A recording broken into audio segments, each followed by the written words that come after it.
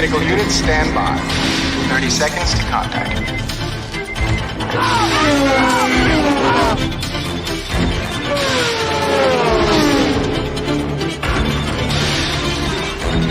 20 seconds.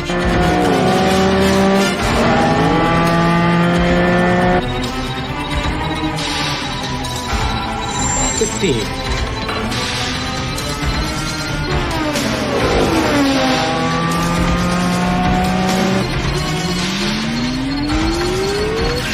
10. 5.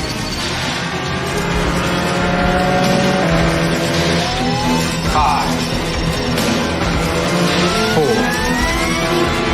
3. 2.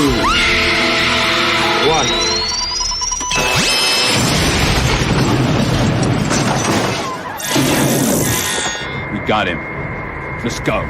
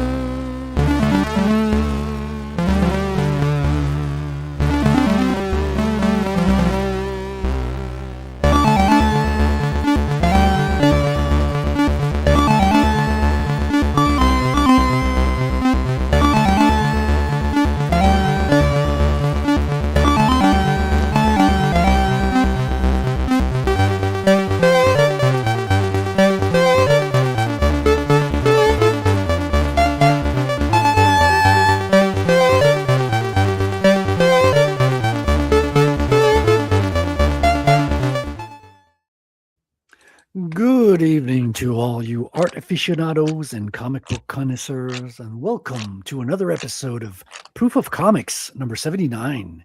Tonight we have a special guest. We're going to be diving into horror comics. Should be exciting. But first, let me introduce my co-host as always. Here with me is, I was going to say Garth. Sounds like a Wayne's World intro. Wrangler is here. How you doing, Wrangler, from Frequency Studios? A whole lot of hola. I'm trying to think of a good Garth line to do an impression of him, but I probably wouldn't.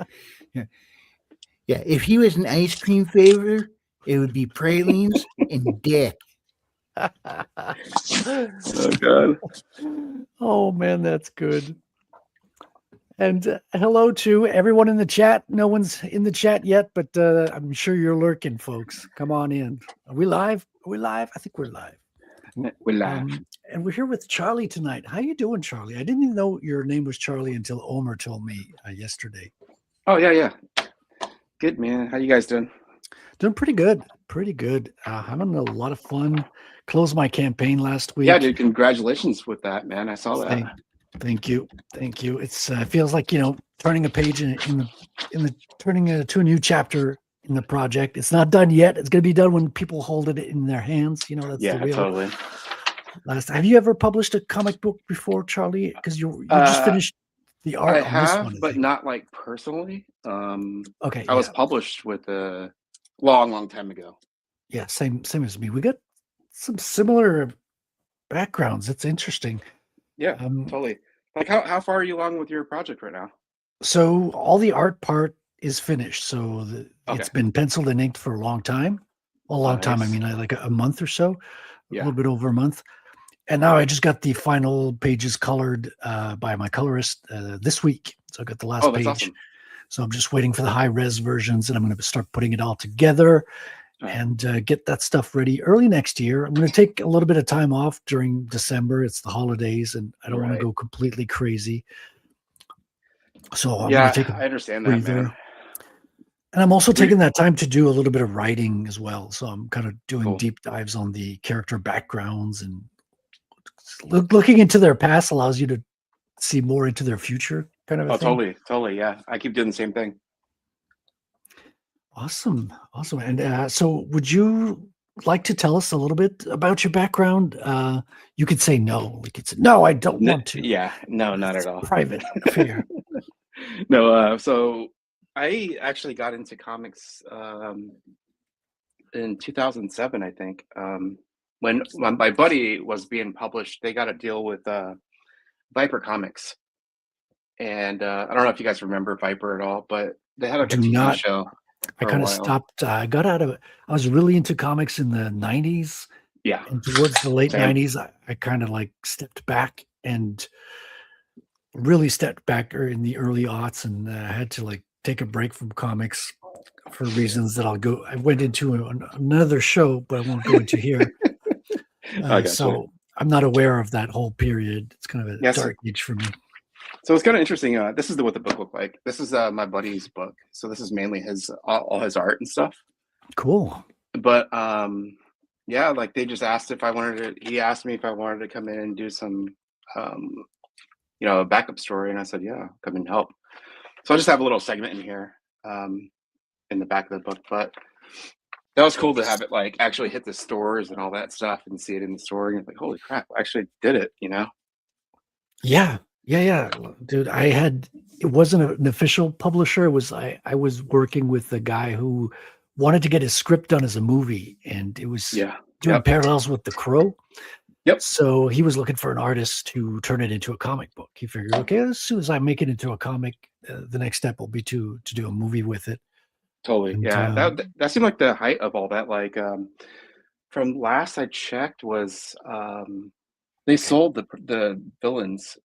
It was sold as a option, I guess, and it's been sitting in option since. Yeah, that could be like for a long time or forever. Yeah, it's been forever. Yeah. And the book's really cool. Like I could have like if it actually took off before like the whole Marvel and Deadpool shit took off, it would have actually been a really good movie. But I don't know how that's gone on since. But yeah, after that, like right after the book came out, I got a phone call from one of my friends. And he worked at IDOS Interactive, which was Tomb Raider. Dude, I was just watching a whole documentary on Tomb Raider last night. The whole story with Core and Toby, the creator, the designer, and because I just got into Tomb Raider this week. I bought the Survival Trilogy, which is what they started doing in 2013. Anyway, you just hit a nerve there, so that's pretty cool. Oh no, that's really cool because I was super shocked that I got a phone call and my buddy said, hey, the art director here at the studio asked, I guess they're tired of somebody drawing ponies or something for their storyboards. And the art director said, does anybody know anybody that can draw? And my buddy said, yeah, my buddy can draw comics. And they said, call him up and see if you can work on this project with us. And then so I got into video games that way. Oh, cool. Just awesome. Just crazy, crazy random story. Yeah. But I was really like pushing because it was IDOS, it was the publishing house for they got a branch in Montreal, I believe. Yeah. So they had a big office in San Francisco. And what ended up happening was like I think it was Crystal Dynamics, like they're the publisher, like IDOS is the publisher, right?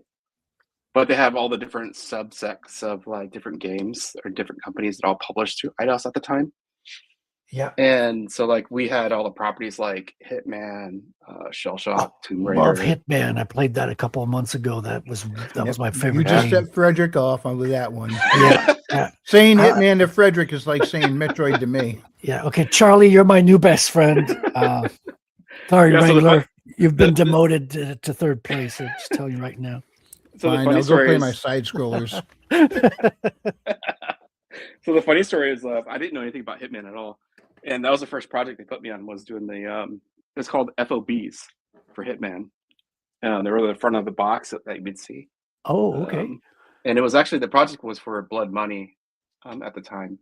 Oh, that's an old one. Yeah. This is back then, way back then. And that's a well-regarded one as well. They had the logo design came out with that game, I think. Yeah, it was like everything. It was kind of like the peak of like IDOS Interactive at the time, it seemed like. Because they had all the properties. They had like Highlander, you just name it. Just the list goes on and on. But, of course they had the Tomb Raider thing. Yeah. And so that was the biggest thing I wanted. I was like aiming for, like I wanted Tomb Raider, so bad. And yeah, I eventually got on it. So. Well, you got on Tomb Raider. What did you do for it with Laura? A lot of it was just a lot of it was the marketing and it was just the front of the box stuff and like some of the marketing material, like some of the poses and a lot of like the billboards, stuff like that you would see, commercials, storyboards for the commercials, stuff like that. They already had the core team at like Crystal Dynamics that was already working on the game. So I was always coming on at the end of it. Yeah. And getting it ready for public consumption. This was around which game were they working on at the time? The first one I can remember was Tomb Raider Legend. Yeah, there was Legend, there was Legacy, I think. Yeah, it was Legend at the time. What's interesting is they brought Toby back, the creator. Yeah. At the beginning, they brought him back as a consultant so he could like guide them. I was actually going up head to head with him. Really? Yeah. Because he was doing a lot of the marketing and a lot of the cutscenes and we stuff. We were like doing it at the same time, and we were like kind of like fighting each other. Like he would turn in his stuff, and I'd turn in my stuff, and then we'd both get ideas and then go back to the drawing board. And but he's the creator of it, so can't really say much about that. That's so. It was cool, awesome, man. Yeah, it was really fun. It was a fun time. Yeah, because he had for some frustrating experiences back at Core. Because as soon as the first one was a hit, it was so much of a hit that he lost control of it. The marketing took over, turned Lara a little bit into a bathing suit babe, and he wasn't feeling that too much. Yeah. I mean, down the road, I was working on a bunch of projects with IDOS. I was kind of like the last guy in the chain of command there, I guess. And I was only called on emergencies. And so it turned into just a really shit show. Like I was working so hard that I would never sleep. And, I was still working the day job because I didn't have a full-time job doing this, right? So you were working at IDOS plus you had a day job on top of it? Yeah, so like they would call me, they'd call me and say, hey, we need 30 sketches by tomorrow morning, this meeting. Can you do it? Wow. And I would say, yeah, I'd turn in 100, right? Yeah, you can't say no if you want to keep your job in those places. And the hope was always to get, closer and closer to being there full time. So yeah, they'd call me just randomly all the time and just be like, hey, we're working on this, and then I just keep doing shit. And it just kind of really burned me out, and then I just didn't like to draw anymore from that. That's the danger of like working with your art. Yeah, it's the danger of being burnt out and not liking it anymore.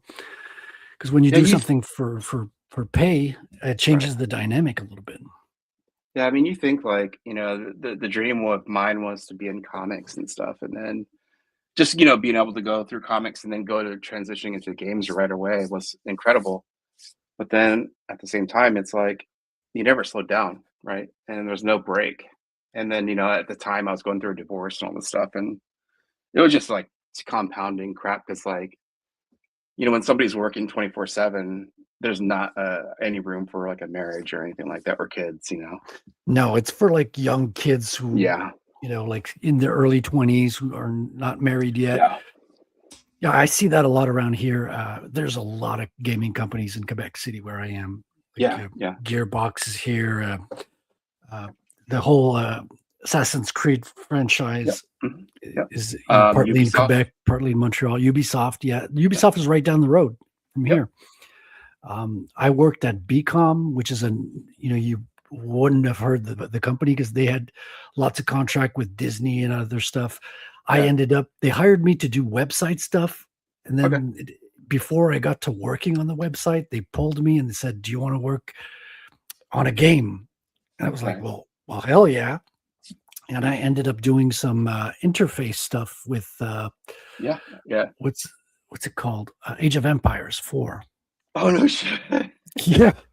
Dude, that's awesome. I love Age of Empires. Yeah, me too. God damn. So that was a blast. But I ended up hating it soon enough. The work is not the same as, Yeah, that's wild. Like, to go back to the story I was telling, but I went to a studio like after I had gotten a divorce and kind of gave up on life. I decided to move back to San Francisco and go to work at this agency that my friend owned, and they were like a big gaming agency at the time. So it was right back into the gaming atmosphere. Yeah. But we got into more of the smaller stuff. At the time it was smaller. It was like Pokemon. And right, small like Pokemon. Well, at the time it wasn't like what it is Sure, now. Charlie, sure. But like I was doing the website stuff for Pokemon. So I did that's cool. Pokemon Black and White. I did Pokemon Rumble Blast. I did a bunch of shit for them. But it was like fun. It was like really fun. The only thing that I hated about Pokemon was Pokemon Japan especially was like, how they give you parameters where you can't do certain things and it has to be towards their guidelines. So like Pokemon is like they would give you what the asset looked like in the game and you couldn't change it or spin it or do anything with it. It had to be exactly the same. You couldn't color correct it. You couldn't do anything. Yeah, you had to follow the template. Yeah, It's almost like being a Disney animator, right? Yeah, it's wild, and it's fun. It's a learning experience, right? But then we had really cool working projects. at McDonald's, I would imagine. Yeah. Oh shit, yeah. We had really cool projects like Resident Evil and crap like that too that we were doing, which was like super awesome. Oh, but that was all cool. the web projects, right? Right. Okay. I see. But I would do storyboards to like tell how we were going to do. How the website was going to lay out, or if we had an action scene like in Pokemon video games, we did these really cool things with the parallax. So we could say like, hey, we're gonna take this kid and we're gonna make once the kid gets on the site, the Pikachu will run from here to here and then like unlock something over here. So I did storyboards for that. Cool stuff. Yeah, it was fun, man. I really did enjoy that little aspect of it. But again, that was those things that you don't realize how much people actually work on, and it's really hard. Yeah, it sounds more fun than when you're actually in it. Yeah. Like I guess it peaks when you get hired. You're like, awesome. And then, you got the honeymoon period for a little bit. And then you guys ever see that meme? It says when you first get a job, and it was Samuel Jackson with that winning smile of his, looking all sharp and put together. And then it says a few months into the job, and it was him with like the hair growing in on the side, all wild and white, and he's wearing a dirty wife beater and looking like he just saw a ghost. Yeah, that's how it feels, really. Yeah. Real quick, I do want to shout out Sheldon Martin is in the chat. And over on the portrait stream, we got C. Shelton Original Arts. What's up, guys? Oh, we got 2 chats on always coming in from the other stream. Oh, I see what you're talking about. How you doing, Sheldon? I wish the people in the 2 different stream chats could see each other. Oh, they can't? No. I see like Sheldon and C. Shelton Original, they can't see each other's chats because they're on the different streams. Oh, Sheldon's in the landscape and Shelton is in the portrait. And they have similar sounding names, sort of. Gotcha. So, Sheldon, I see your name sometimes spelled as Sheldon with a D and sometimes Shelton with a T. So, which is it, Sheldon or Shelton? If that is your, he says, great cheek drawing, Fred. Saboteur, where are your cheek drawings? Well, see, girls. The thing is, Sheldon, you don't know what you're asking for right now, because if I showed Charlie's cheek drawings, it might take down the stream. It would totally take it down. Yeah. So you're gonna have to check out his comic. So the comic you showed me, the sample on your website, saboteurcomics.com, I think, right? Yeah. Mm-hmm. Is that available for everyone? Yeah, it's free. It's just like I put it. So I did the thing where everybody goes to Global Comics and puts it up there, but I realized you don't get a mailing list or anything from Global Comics. So like, what's the point of putting it there? And so I moved it over to Gumroad because I could maintain at least a semi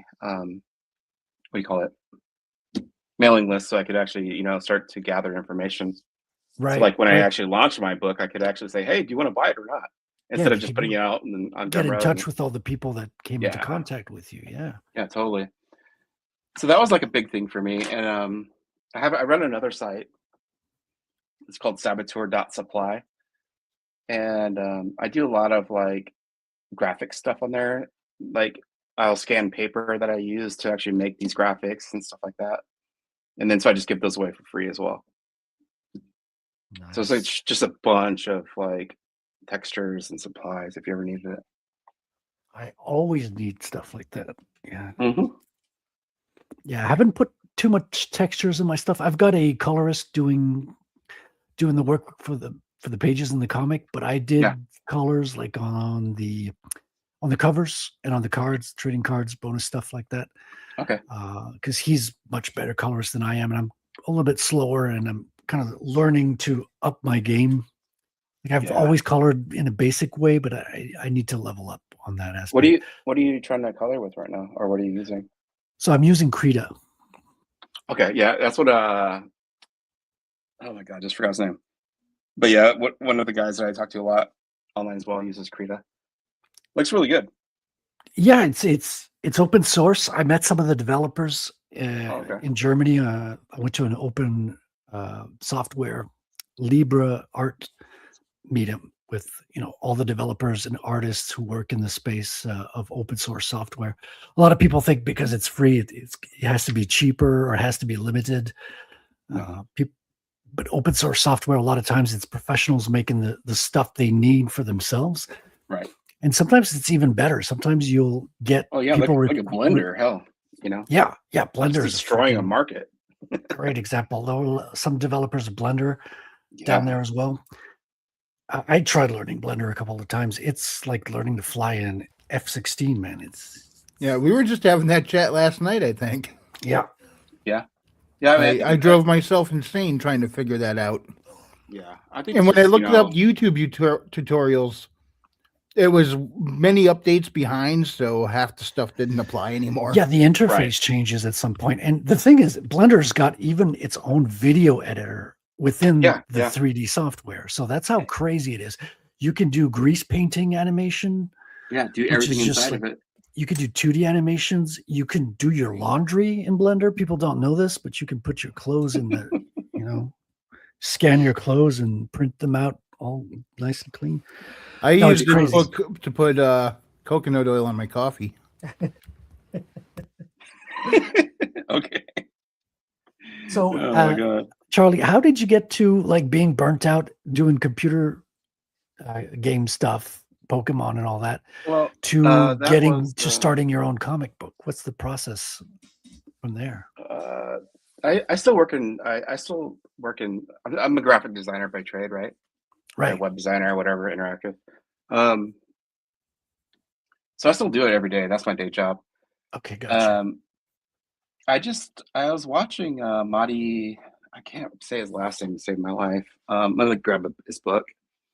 But I was watching Ink Pulp, and yeah. I love Sean Crystal and Eric Kennedy is a big I'm a big Eric Kennedy fan. Yeah, I see he's back on the show, or was he just a guest? Because he was the best part of the show for a long time, and when he wasn't on there anymore, the Dark Lord, dude, he was like balancing everything else. The other guys are just too chirpy, and optimistic, and that's what I like about it. It's just like those. They all have like a good core together, like Sean and Mateo. Yeah, but they brought this guy on, and Madi King. Okay, and he has a fantastic interview when they were talking to him, and he was saying that just do something. And like I realized that I'm like almost 50 now, right? I'm 49. Dude, same here. We got a lot of similarities. That's interesting. Yeah, and he was just like, I hadn't really drawn in almost 10 years. I mean, I do like a little sketch here and there, but I've never done like actual storyboards or pencils again to a page since then. And it was just like, do something you love and then see what happens from it, and just don't stop and keep doing it. And he's like, just do a test and do 6 pages. And so I did 6 pages. That's what you see in that preview. And okay, I see. Yeah, it was just an experiment. And so at the time they started offering that portfolio review, And when I was younger, I used to always be like, well, I'm never going to break into comics because I want to be Jim Lee, you know? Yeah. And there's like no way in hell I'll be Jim Lee. No way in hell, right? Because you're not Asian, right? Well, I am Asian. I'm half. You are Asian? Oh, just half Asian. We'll see. That's the problem. But yeah, you know, you have that high expectation of what you think your art should be. But you know, listen to guys like Mahdi come out and just say, just do it, man. Just have fun and experiment. And see where you are in 5 years from now or 10 years from now. And then, you know, you'll actually be that person that you thought you would be. Maybe. Yeah. Oh, yeah. Well, you might find your own unique style is even more interesting than Jim Lee's, you know? Oh, totally. Yeah. Like, I don't really care for Jim Lee right now. Like I did when I was that's what I was going to say. I don't want to be mean to Jim Lee because he's one of my idols growing up. I still have some of his stuff lying around. Dude, I'm inking. I don't know if you saw this, but I'm inking one of his Batman drawings here. Okay, yeah. Just as an exercise, right? I like doing that. I did some X-Men stuff that he did as well. So I really admire the guy, but he's not at his peak anymore. Like Hush 2 is not getting great reviews, you know? So yeah, you could find your own unique style that stands out on its own because you have something that's well, you're definitely like print worthy, man. It's like what you've got looks very European, if I can say. Like, you've got a style that first of all, it stands out from the American typical superhero stuff, which I always say that tongue in cheek because I do superhero stuff. So well, I mean, yeah, it's like what you like to do, right? So I think it's freaking awesome. Like overpowered beings like fighting amongst the skyscrapers. Yeah, I like that kind of stuff. Yeah. Right. But I can also appreciate stories that diverge from because it's so abundant, the superhero stuff in the comic space. Yeah. And see, I think when I had listened to that interview with Mahdi, right? He's like, what do you like? He was just basically saying something like, what do you like to do? Or what do you like in life? And I was like, oh, I like horror movies. You know, and then so I was like, well, you know, maybe I could just make a shitty little horror thing real quick. Yeah, like and a B horror movies. Yeah, thing. You know, yeah. Those and so threw it together, and then I was like, holy crap! So when I got done with the 6 pages, I was like, holy crap, this is actually fun. And then I was like, well, I didn't actually think of a story yet, and so I had to kind of backtrack and then start to develop the story afterwards, and then you know. It started really being really cool in my head. Hold on. Don't go too fast. Like so when you did your first 6 pages, that came kind of as a flash of a scene or something? Yeah, it's basically just the opening of what would happen. Like here's just a cut of like a horror movie. Yeah. You know, that was it. Cool. There was no. Thanks, Frederic. Check your private. Yeah. I'll check my privates right now. Private. Oh yeah, for sure. Yeah. Bring him on if he wants to bring. Come on. That'd be my pleasure. Oh, yeah, I see he's asking. So thank you. Thank you for that, Wrangler. Go on, Charlie. I didn't mean to cut you off there. Oh, no, I thought, but no, that first 6 pages was just a sample of, let me just throw something together. I was actually going to do a superhero book right after I did that sample. And then I just kept going on this instead because I was like, this is different. And I've never, the real thing I think I said the other night on somebody's stream, maybe Omar's or somebody, but I've never really drawn the insides of somebody.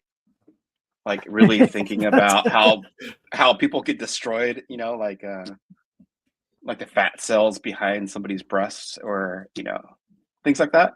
Yeah. Yeah. And so that I was like, oh, let me try this. This is where the stream gets creepy, guys. This is the good part.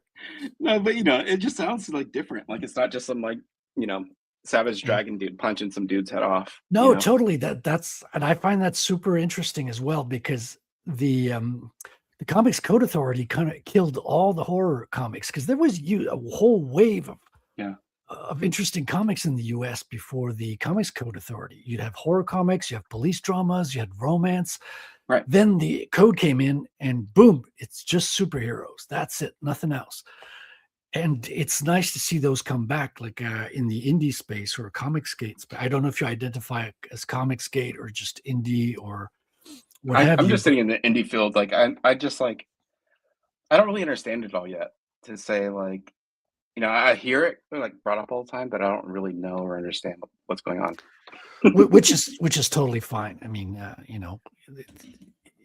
and so it's nice to see that pop up again. I think the online indie space, because I don't know of the offline indie space, but what I'm seeing from the indie space, it's in the US, it's starting to feel a lot more European, right? Like artists are taking a year to work on a book. Yeah. They're writing their own stuff, or they're partnering with writers, and they're creating stories that are different genres that from the mainstream stuff. It's so European, And so the format's bigger. They're calling it graphic novels a lot of times, and it feels like a novel, right? Because your book is mature audience material. Yeah. Like we're talking about like horror stuff, going into cadavers and seeing the gory details of it, which is beautiful. Like the horror can be absolutely beautiful. I remember like looking at Leonardo da Vinci drawings. Yeah. He used to love drawing beautiful people as well as extremely ugly people, right? There's like something very appealing about horror and ugliness on the page. If I may interrupt just a moment. Please do. Tank Ferret, go ahead and check your Discord private messages. Oh, through Discord. There you go. Tank. So I don't know where I was going with that. But no, I agree that the indie market seems like it's a resurfacing of it. I think that we had it in like the 80s and 90s, the very early 90s, where you had like those smaller companies like maybe even like guys like Tim Vigil, who I actually like aspire to be, right? So I'm not familiar with Tim Vigil. Could you? So Tim Vigil did Faust and or Faust, however somebody pronounces it. It's one of the biggest horror books of all time. And it's a really small published book. It's really graphic, very sexually oriented type thing. And I was like, let me do something like this, because this is what I love to look at, Vigil's been around the block since the 80s, just doing indie stuff the whole time. And there was like Silver Wolf that was doing all the black and white books. And then you had the really fun books that were coming out, like Fat Ninja, which was really fun. He was just raiding people's refrigerators, looking for food, and he was a ninja. It's just stupid shit. I mean, it's really fun stuff, Yeah. And you don't get that in X-Men or things like that. So it's a good concept when just thinking about the concept makes you laugh. You're like, okay, yeah, this is good. Yeah. And then you got guys now that are coming out Mitch, what's his last name? Brower, who did the Blood Force book. Oh yeah, Blood Force. Yeah, and that's it's funny. I watched. Well, it started out as satire, but then people are really getting into it, and so it's making it its own thing. Yeah, totally. Yeah, it's great. I love stuff like that. I don't know. It's just something I think there's a resurgence of that underground type of indie book that's coming back around. 100%. And so you're where are you at with your production of your book? Did I hear you post that you were done with it? Are you close to the end? Oh, interesting. I just need to scan them all in and add the word bubbles, and then this is the cover piece, right? This final cover piece. Oh, so it's a back and front cover concept. Yeah. Cool stuff. Because I didn't want to use this one anymore because it doesn't tell the story of what's happening in the book. This is also front and back. Yeah. But this is supposed to be a meat package, and then I would have the label here, right? You're buying a piece of meat. Love the concept, but you can do both as well. People love varied covers, especially if you're crowdfunding. Yeah. I did 3 variant covers. I actually ended up doing a 4th one with the closeout, and people loved buying the collector's pack. I was so surprised by I heard you say that popular it was. So are you going to do stuff where you're doing a sketchbook with that, or the making of as well?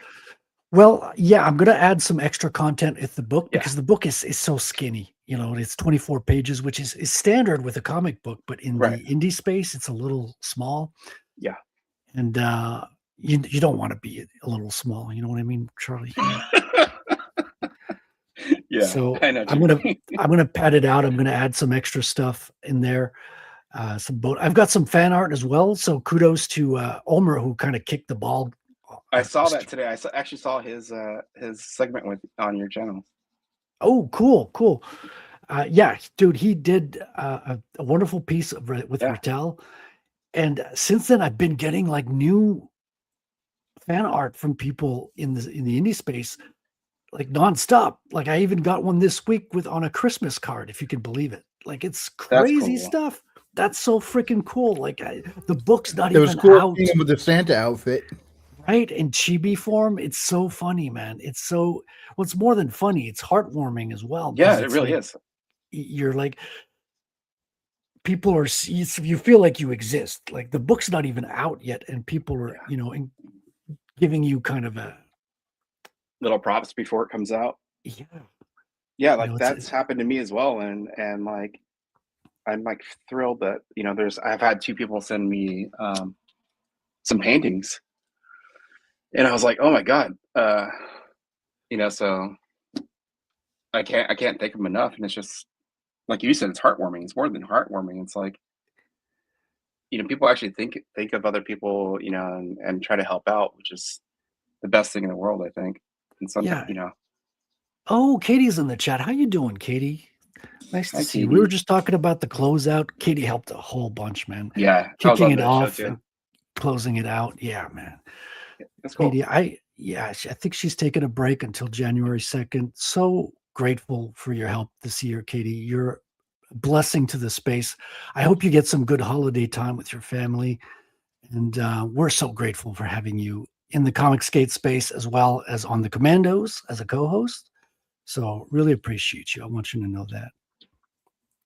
Yeah, I watch her show on Mondays. Yeah. Really cool. Yeah, no, it's great because she's given a place for small creators who are just, getting into it and trying to because it's so hard getting your voice out there when you don't have a following yet, right? Dude, like I don't know. I've noticed that, right? I don't know if you're starting from the ground up or if because your YouTube channel is kind of small still. So people go follow Charlie. His link is in the description. For everything, for your YouTube, your X, and your main website as well. So go follow him, give him a shout out, because you've been doing streams almost daily, right? Yeah, I've been hopping on. I've been kind of like I don't know. I just jump in everybody's bed, and just start to hang out with everybody. And you do your own streams as well. Like I've been seeing every once in a while. Yeah. I like jumping on somebody else's stream because it gives me a chance to actually talk to somebody because I work from home. And it's kind of sucks when you're alone all the time. Oh, yeah. And then you're like, how is this horror comic working? Sitting around talking to yourself and shit. And it's cool. I always hop on like Omer's thing because he cracks me up quite a bit. Yes, and he does a lot of them. Like I think he's got a stream going every day of the week. Yeah. It's crazy. That dude has got stamina. He's great. He's like fun. He's like funny and awesome and helps everybody out. He's so high energy too. I'm like, yeah. I would be exhausted if I tried to just keep that kind of pace and that kind of energy up. I don't have that in me. That dude, it just seems to come natural to him. Yeah, well, I think he was exhausted this week. I was on his show yesterday, right before I came on your Wing It show, Wrangler, and he was starting to feel tired a little bit. I think like he's got a cold or something. Because doing it every day. I like to take breaks. I like to do stuff off stream as much as I like being on people's stream and talking because it's a networking. This is the new networking. Wouldn't you say? It really is. Like you get on, you're on Omer's stream, but then you're meeting this other guy and this other guy. And then they're telling you, oh, you got to go on this person's stream and you got to meet this person. And it's just a huge networking system. You kind of just make a bunch of new friends and find that you networked by accident. Yeah, it is that way. Like I originally started I was listening when I was like pumping myself up to get ready to start drawing again. I was listening to the Comics Wellspring show because they were interviewing small creators all the time, their podcast. And then I started listening, and then I started watching their YouTube. I didn't really watch people's YouTubes before. And then I started noticing, like, hey, there's like, there's like always these reoccurring actors that appear in chats and stuff. And so I started jumping in the chats as well. And then I was like, oh shit, let me start jumping on. And then somebody invited me to a live show. Like, cool, hang out, talk. Was that somebody, Omer? I bet it's Omer. It was Omer. Yeah, it was Omer. Yeah, he did one. And then it was the Comic Wellspring guys over there. I don't think I know the Comics Wellspring. I'll have to check them out. I don't think they actually had a really cool show today where they were talking about the owner of Comics Wellspring was talking about how they're doing like a new thing. I don't want to speak for them, but like they're doing like a new type of platform type situation where you could do one-offs, right? Like print on demand. But I think almost could become like a distributor from there. So like you can host your book there, and then everybody can have their books there, and then you could just start buying a bunch of books instead of going to Joe's site over here and then paying $10 for that shipping, and then go to another site and paying $10 over here, right?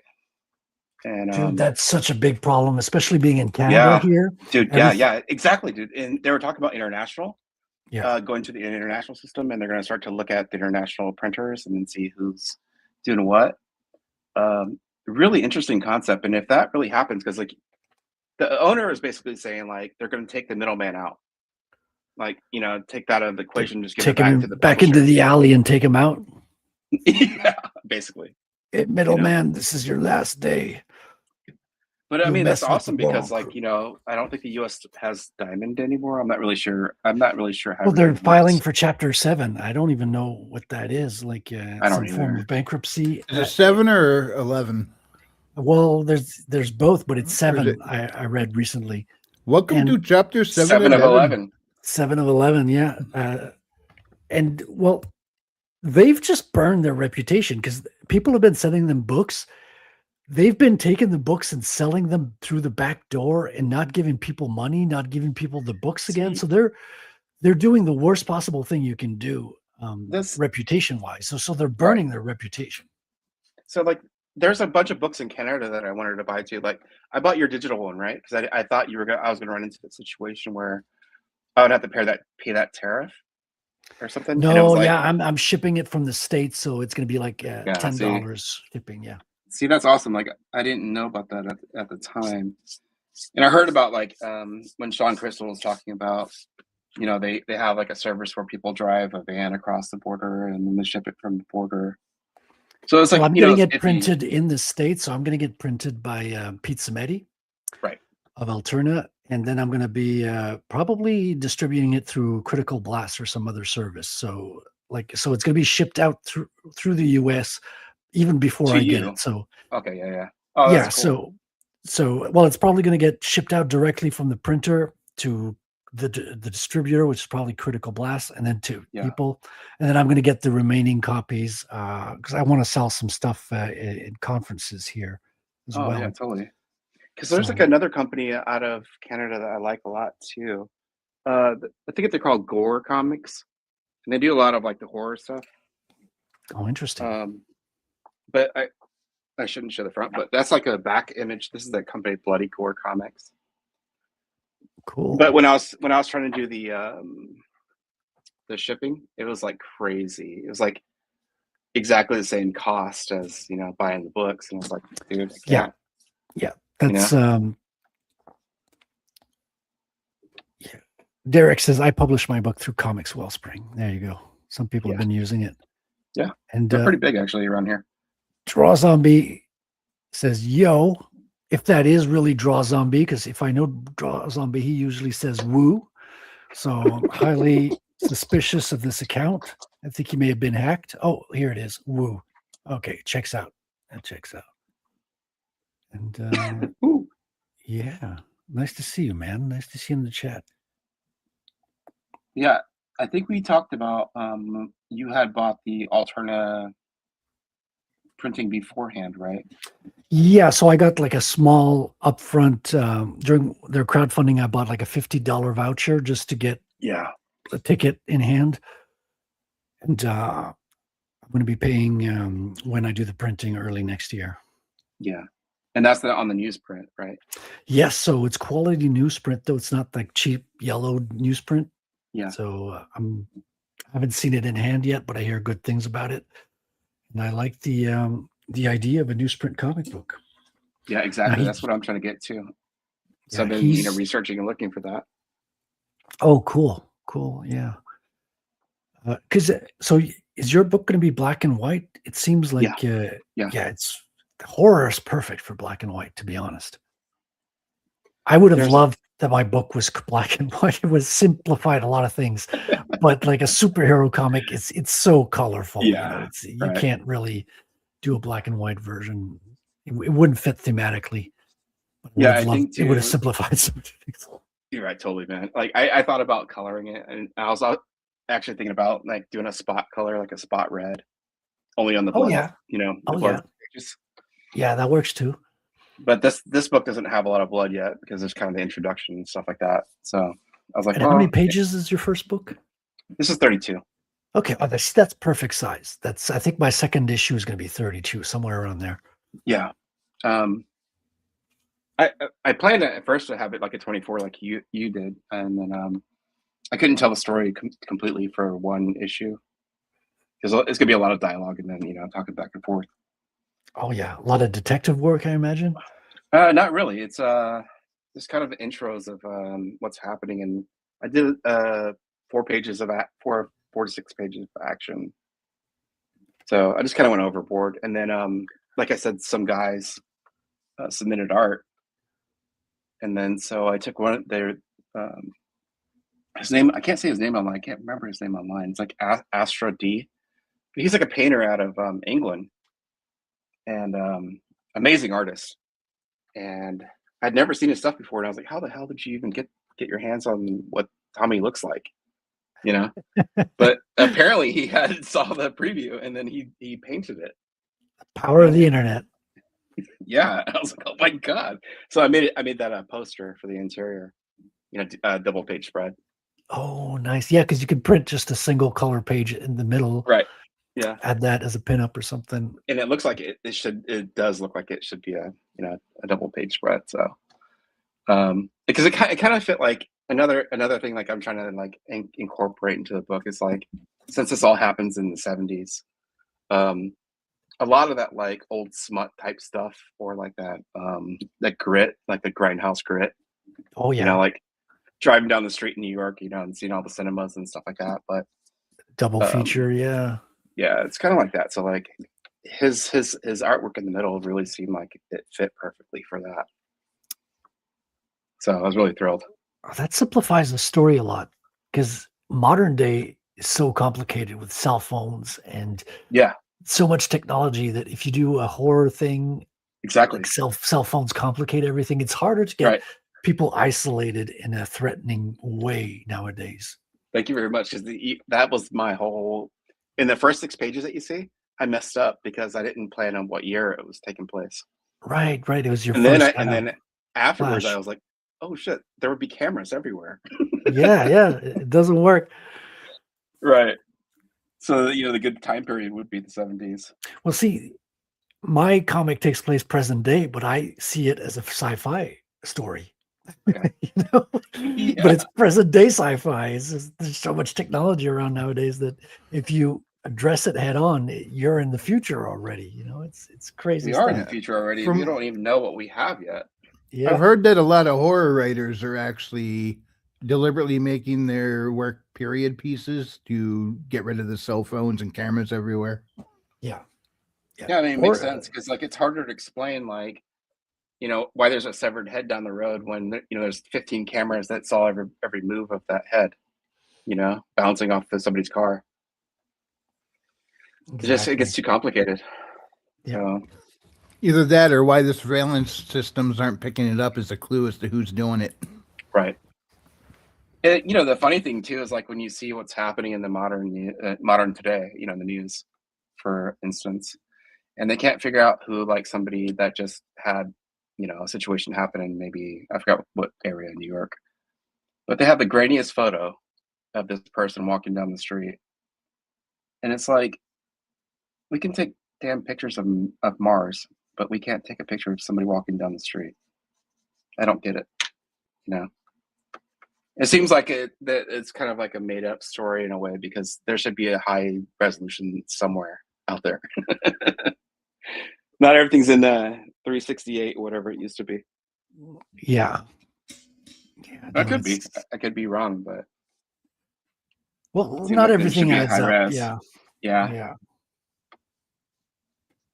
Because we have Photoshop. You can clarify the photos, and just like the old movies where you can zoom in and like add the detail to it. Yeah. Oh yeah. Yeah. Totally. Infinite resolution. That was great. Totally. It seems like it. Turn it to a vector. So what happened with the video game company that you were at? What happened with that whole? I worked there for about a year, but it just got really depressing after a while. It's like whatever problems we had. So I was kind of stuck in between two jobs. So I was working there as a programmer, not as an artist, right? So I got in as a web programmer. And then I was doing interface debugging, and things were going really well. And then they needed some visual stuff.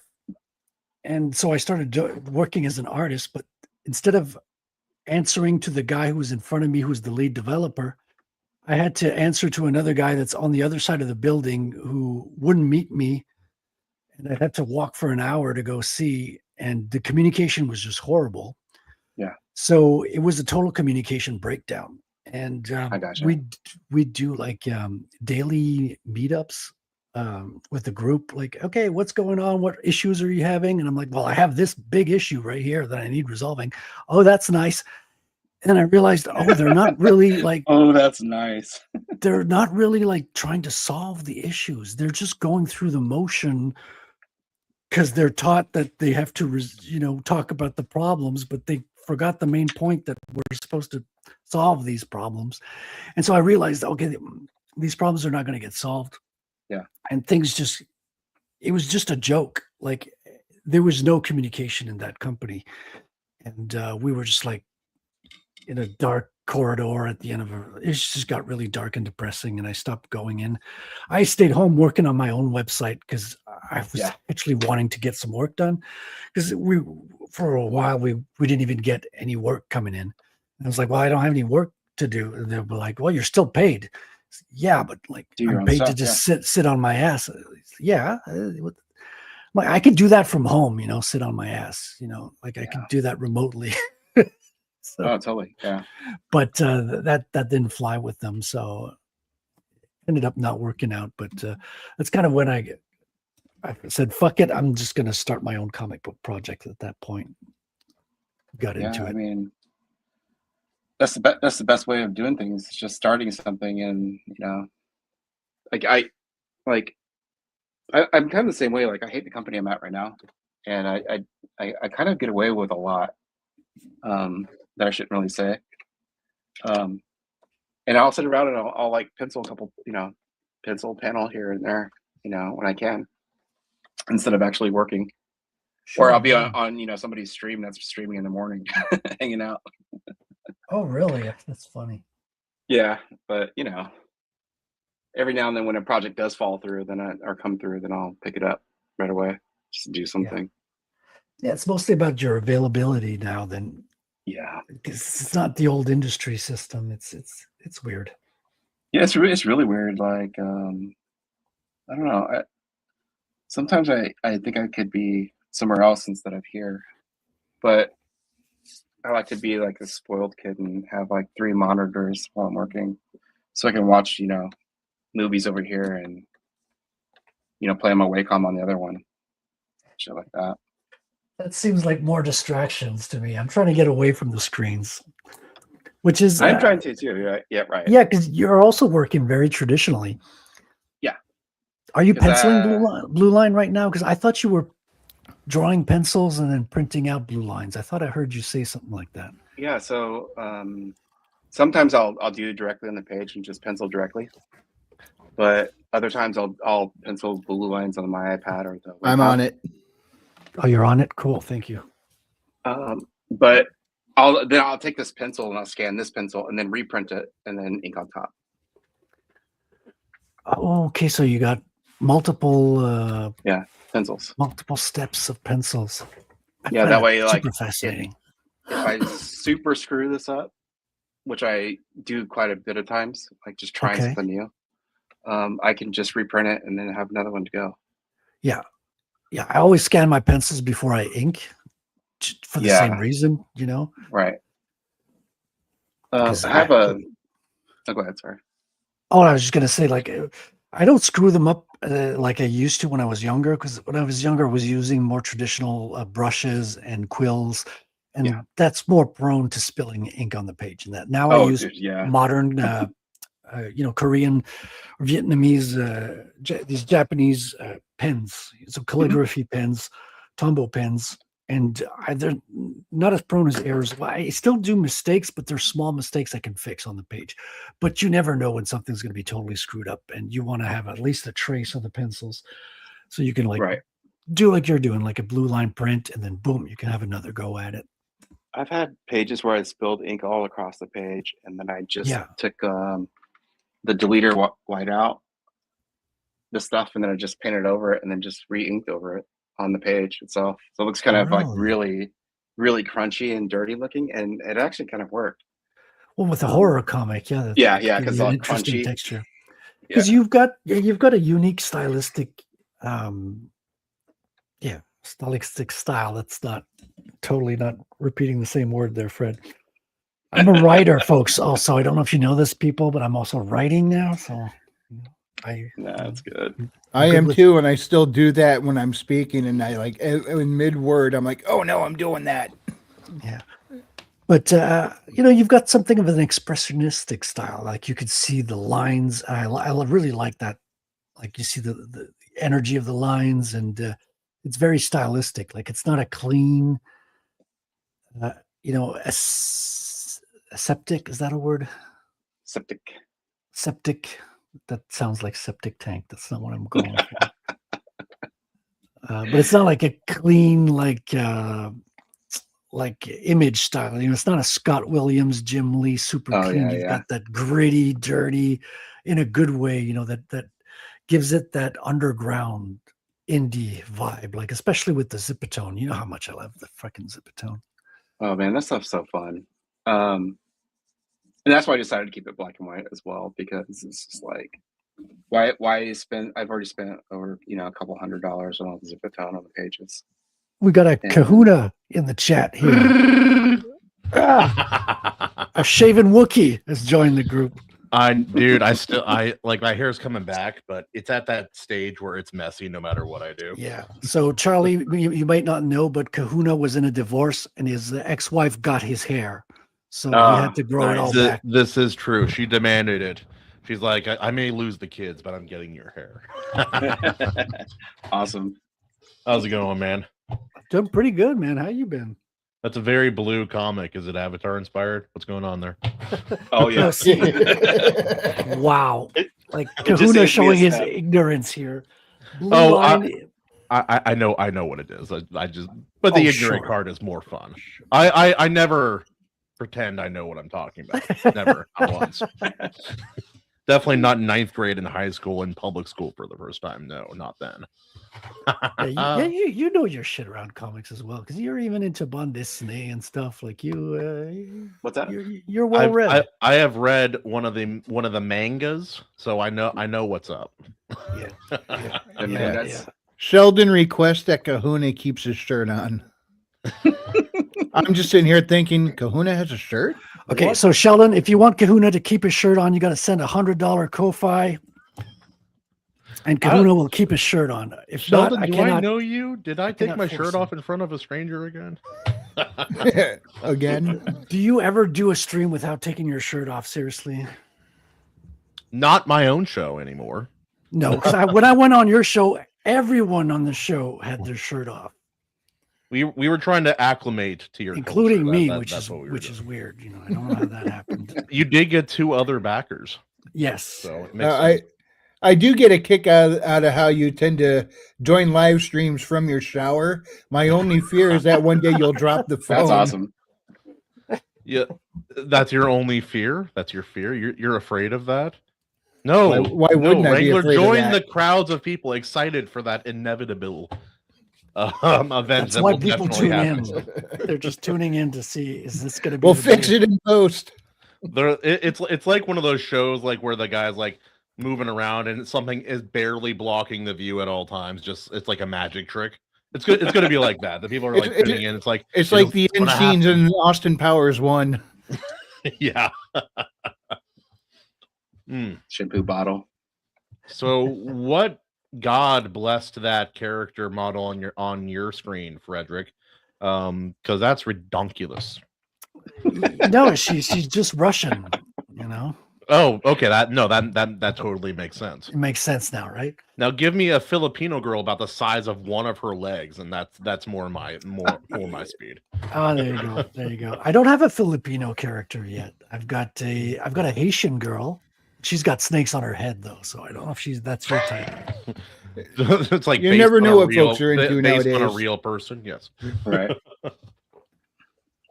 So Charlie, what kind of you're doing some more traditional art kind of thing going on here? Is this for what your own project or somebody else's? Yeah, project? it's my own project. It's a book called Tommy's. It's just about a guy that makes hamburgers out of his little shack there. Nice. Yeah. Okay, so you started off the show Nice. talking about dead bodies, and now you're talking about hamburgers, and I'm worried now. Secrets in the sauce. Well, the hamburgers come after, so Yeah. Clearly, it's a process. It's a process. this So, is a Soylent Green type of situation, isn't it? Yeah, so like when I was doing the research for the book, like I was thinking of like what's a good way to get rid of a body, right? And I discovered Your this, research for the book, folks. Right, right. I discovered Every this killer guy out there is like, and, I'm writing a book. I'm writing a book. Yeah, but this guy was like, his name was like Joe Meth something, a serial killer, and he would make his little hamburger stand on the side of the road, and people would stop and eat his hamburgers, and he'd mix it with pork and stuff, and that's how you get rid of the prostitutes. Yeah. The funny thing is, I went and looked up something because I was in the middle of writing a scene. I'm like, would that actually work? Is this enough force to make this effect? Yeah. So I went and tried to look it up on Google, and the you know how it automatically comes up with an AI answer when you put something in Google search. It just said, "Do not attempt this. This is dangerous. Do not do that." I had to explain to it, I'm a sci-fi author. I'm writing a scene in a fictional narrative, and then it would tell me. Yeah. Yeah. But you can't get like, yeah, you're a sci-fi author. Yeah. But you can't do that anymore today, right, Charlie? Like you can't have pork in hamburgers because it offends all the Muslims, right? Yeah. No, you you need your human hamburgers to be human only. Yeah. You can't put pork in there. It's Depends on offensive. what side of the country you're on, right? Yeah. Like Indiana, we wouldn't have a problem, I don't think. Oh yeah. No. I like my humans pure. Tastes like no, chicken. but I mean, it is like a good way to get rid of stuff, right? So I was like, let me throw that in there. Well, yeah. Or like that guy in Canada, the pig guy. Yeah, the pig farm. Yeah, exactly. Yeah, that's a fantastic. Pigs are That really pig good farm for that. has ties to a lot of politicians. I've been hearing, Kahuna, allegedly. So that story, do you remember watching that? And they were talking about that girl, how she accidentally revealed that guy was actually the killer when she said that the fat was yellow. And so that was another aspect I was thinking about. So when I was making a character and their breasts were flayed out, it was like trying to think of like how does that like yellow fat tissue work? And that was from that movie. Yeah. Well, it's like it's like I got into that YouTuber, that big YouTuber. What's her name? Call Me Chris, maybe. I can't remember, but no, she covers a bunch of like true crime stuff. And I was hearing about the pig farm. Like some of these guys I'm like, they should have gotten caught. Yeah, it makes no sense why they wouldn't get caught. Like some of them were a little bit clever. Others, I'm like, how were you just not caught? I will repeat what I said a minute ago. Some of them were found to have ties with important politicians. Yeah. Allegedly. So that helps in the not getting caught. When you're giving an important, a vital service, an essential service, you're kept afloat somehow. Yeah, when you look at that land, in modern day Canada, the best serial killers were just the doctors. Well, yeah, you have the official maid service. Yeah, they have machines to do it for them now. They've kind of industrialized it.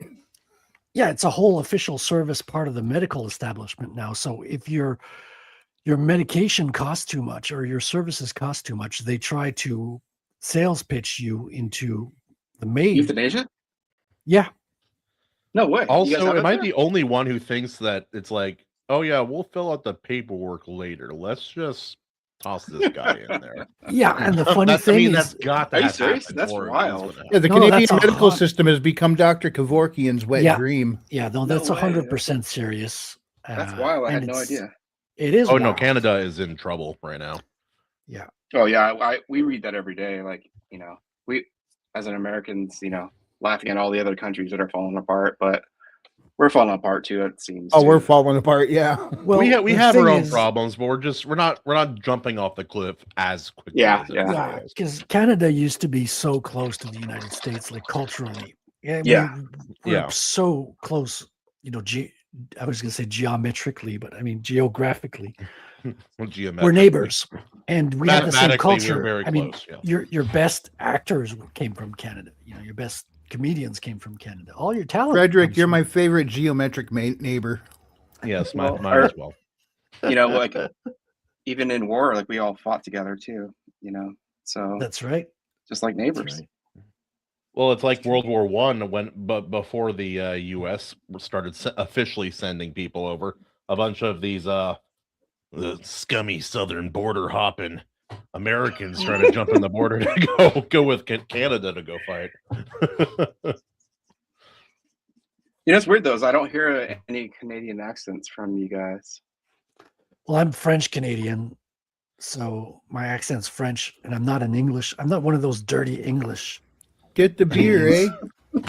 Frederic, he's proof that not every stereotype is true about all people in a demographic. That doesn't even start every sentence with sorry. What kind of Canadian are you? No, those are the English. You're thinking of the English Wrangler. We're not. First of all, I'm French Canadian, and I'm born in Germany, so I'm kind of a weird, fucked up kind of a specimen here. But so you surrender to yourself. Well, we're having technical issues here. We're losing Kahuna. I don't know what happened. Careful! Don't choke on your lunch there, Kahuna. Lunch? What time do you think it is? Well, you're eating something. Aren't you like out in Hawaii? Isn't it like tomorrow or yesterday over there? No, I live in Washington, my man. We're flooded right now. It's a good time. Dude, that's bad. Where are you? Washington State? Yeah. What part of it? Yeah, no, it hasn't affected my work too much, except that I've had to delay working on the roof and I've had to be a bit more careful. But there's major flooding. A bunch of rivers and reservoirs had either collapsed or were overcome or they had to release a bunch of water. It's like this is the worst flooding in Washington State in this area since 1990, before I was born. So wow. Yeah, no, there's an entire city underwater called Pacific. I call it just more ghetto Auburn, but So where'd this flood come from? Was it just an abundance of rain, or it was an abundance of rain? The snow, it wasn't cold enough for the snow to prevent the snow from melting. It melted for a bit longer this year. A lot more rain, and then a bunch of our reservoirs were already pretty filled. And that's where our flooding comes from every spring. The snow up north melts, and then our rivers overflow. Yeah, we see a lot of flooding here in the spring too. Like my parents got their house flooded a couple of times. Now they have a whole process they go through to break up the ice so the river doesn't overflow anymore. But it's kind of typical in the spring. But right in December, I haven't heard that too often. Well, Washington will get a lot of rain. Like there's a maybe 2010, 2011, we had 98 consecutive days of rain in Western Washington. And That that's sounds not horribly miserable. Oh yeah, dude, I work outside. Tell me all about it. Yeah.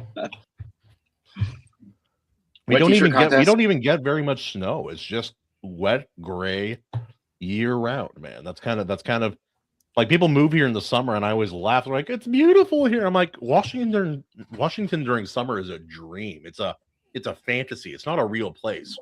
Because as soon as like fall starts hitting, you're like, oh, the colors are here, and then gray year round.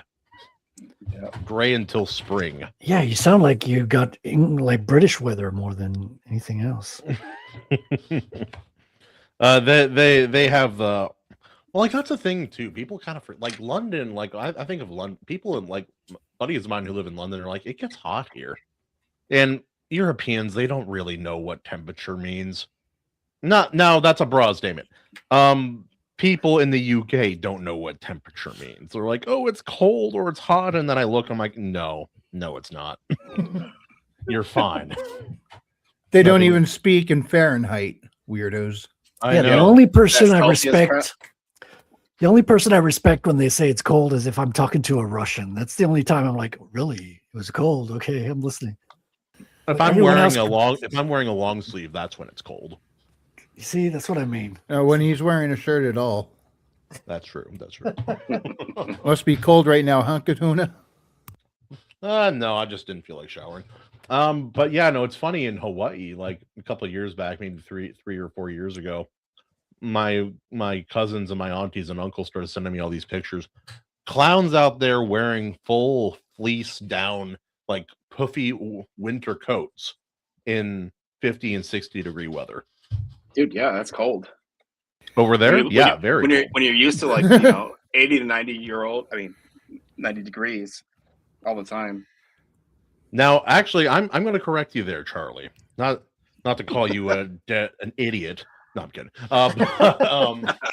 Hawaii, people think who have not been to Hawaii think Hawaii is like Florida. Hawaii is not like Florida. It's not. No. Where I used to live there. Yeah. It's not. Oh, where? In Florida? I used to live in Oahu. Oh, nice. But it's not that hot most of the time. It will really get nice. It'll peak at a certain like temperature especially during the certain parts of the summer. But it's like the breeze comes in at 1 o'clock. Yeah. It's like 75 to 85, like pretty much year round, like shy a weird storm or an exception. It's really something. It's like no wonder they called it paradise. Now, what's funny is here in New England, it's very common to see someone dressed wearing a winter coat, all bundled up, standing next to someone wearing shorts and a t-shirt. It's just, in fact, you'll often see someone wearing a winter coat, shorts, and sandals. As long as it's not sandals and socks. As long as it's not sandals and socks. Depends on the age group. No, all those people need to be castrated. Yeah, that's becoming trendy over here, which is, I think should become illegal, to be honest. We have crazy laws. Why don't we have those types of crazy laws? I know. I even made a short on my YouTube channel recently about Shelton. Every now and again I'll be walking around in public and I'll see something and it'll catch my interest and I'll have a funny thought. I'm like, oh, that might be funny. And those shorts typically do well. This one has very much underperformed. I don't know why. Maybe I didn't have a good enough thumbnail for it. But it's always odd to me when I have consistent like views on my videos and then one of them randomly will have like 11 views. I'm like, what happened? What did I do wrong here? By the way, what was with that hardware store that you were going to? Why was that all shut down? It looked like a wreck. Oh, no, that was just there was a house, there was a lumber yard. It wasn't shut down. But yeah, no, I think that's the same video I was talking about. Oh, it was still open? Looking like No, but I was like walking back to my truck, I looked over and I saw like the basin area, like Democratic Party building, and I was like, oh, here's a thought. It's like, oh no, I thought this was a nice town. Then I looked over and like zoom in. I'm like, but they're gay. I'm like, made me laugh. But yeah, no, and like that area, it's just been so windy and so raining. And it's like the left coast for a reason. Yeah. Well, I can't be up on the roof, or not that I can't. I've tried to become more safety oriented. Yeah, Sheldon said, thought my accent was from Boston. Sheldon, if I was living in Boston, you'd hear more gunshots in the background. Just saying. Oh shit. Yeah. No, there's a couple. I just have very little interest in the East Coast. Hate to say it. I've gone as far east as I think I need to go. I liked part of Michigan that I was in once. That was nice. Well, I'm on the East Coast now, and I'll tell you, you're not missing much. People give shit to the West Coast, but I know, like, I don't know. I wouldn't mind going to the Carolinas or Florida, except that it's really fucking hot. I mean, that's really the only thing worth seeing around here is Mystic Aquarium, and that's about it. Florida gets nasty hot, and those mosquitoes suck. Yeah, and their cockroaches and wildlife, and the people may be more dangerous than the wildlife. Those Floridians, Florida man. Oh god. The different demographics in Florida are really wild. Really unusual how different one area will be from another in Florida. Oh, our legal lizard has joined the chat. How you doing, James? What's up, man? James Esparza. Hello, welcome. Hi, James.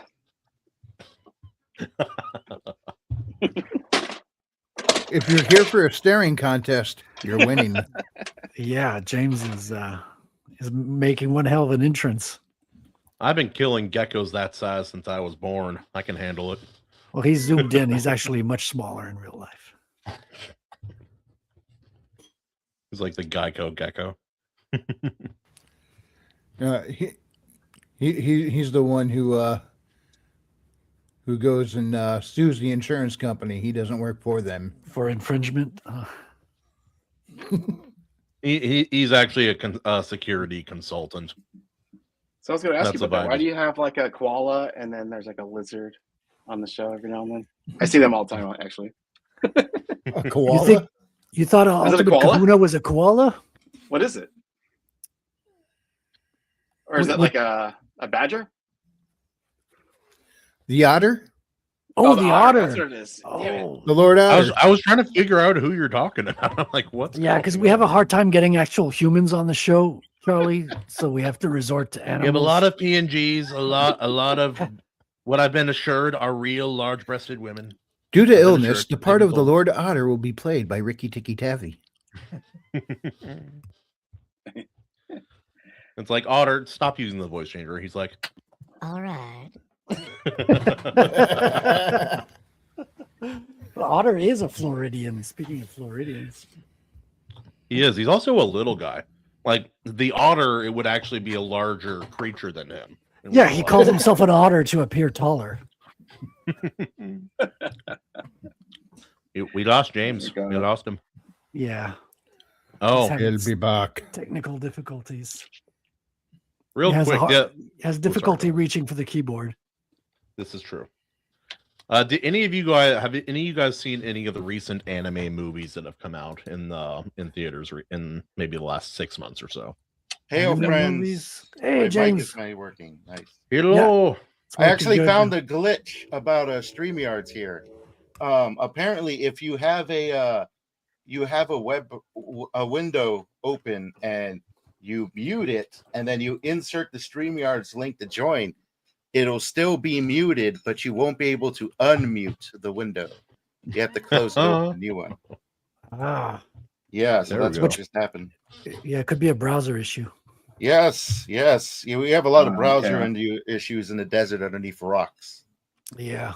Where I live, as I am a lizard. Yes.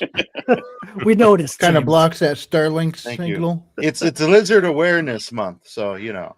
Yeah, Charlie here, our guest, was asking why we have so many animals on the show. I was telling him we have a hard time getting humans. Trust me, friend, I am the only animal here.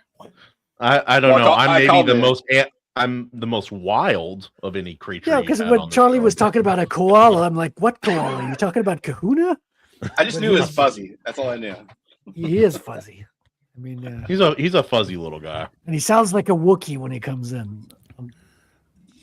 Oh, and to answer your question, Kahuna, C. Shelton Original Art says that he has watched Infinity Castle. Oh, what's that? I haven't heard of that one. That was the Demon Slayer film when that came out, maybe a couple months ago.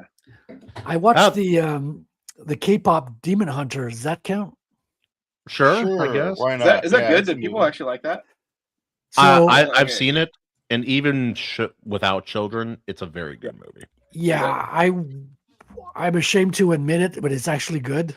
It's good enough that it surprised me. It looks like fun, but I haven't seen it yet. It's well written because like nothing about that like movie should be appealing to me. And I was giving it a go. Okay, everyone's talking about it. Everyone likes it. Let's just. I've heard similar reports from a bunch of different people. Like, I wasn't expecting to like it. So I'm like, and I okay, loved I'll it. put it on, I'll watch it, and I'll give it a go. And then as I'm watching the first like 15, 20 minutes, I'm like, I'm a grown man. Why am I watching this? What's happening? But then you get into the story. The characters are well developed. You got external conflict, interior conflict.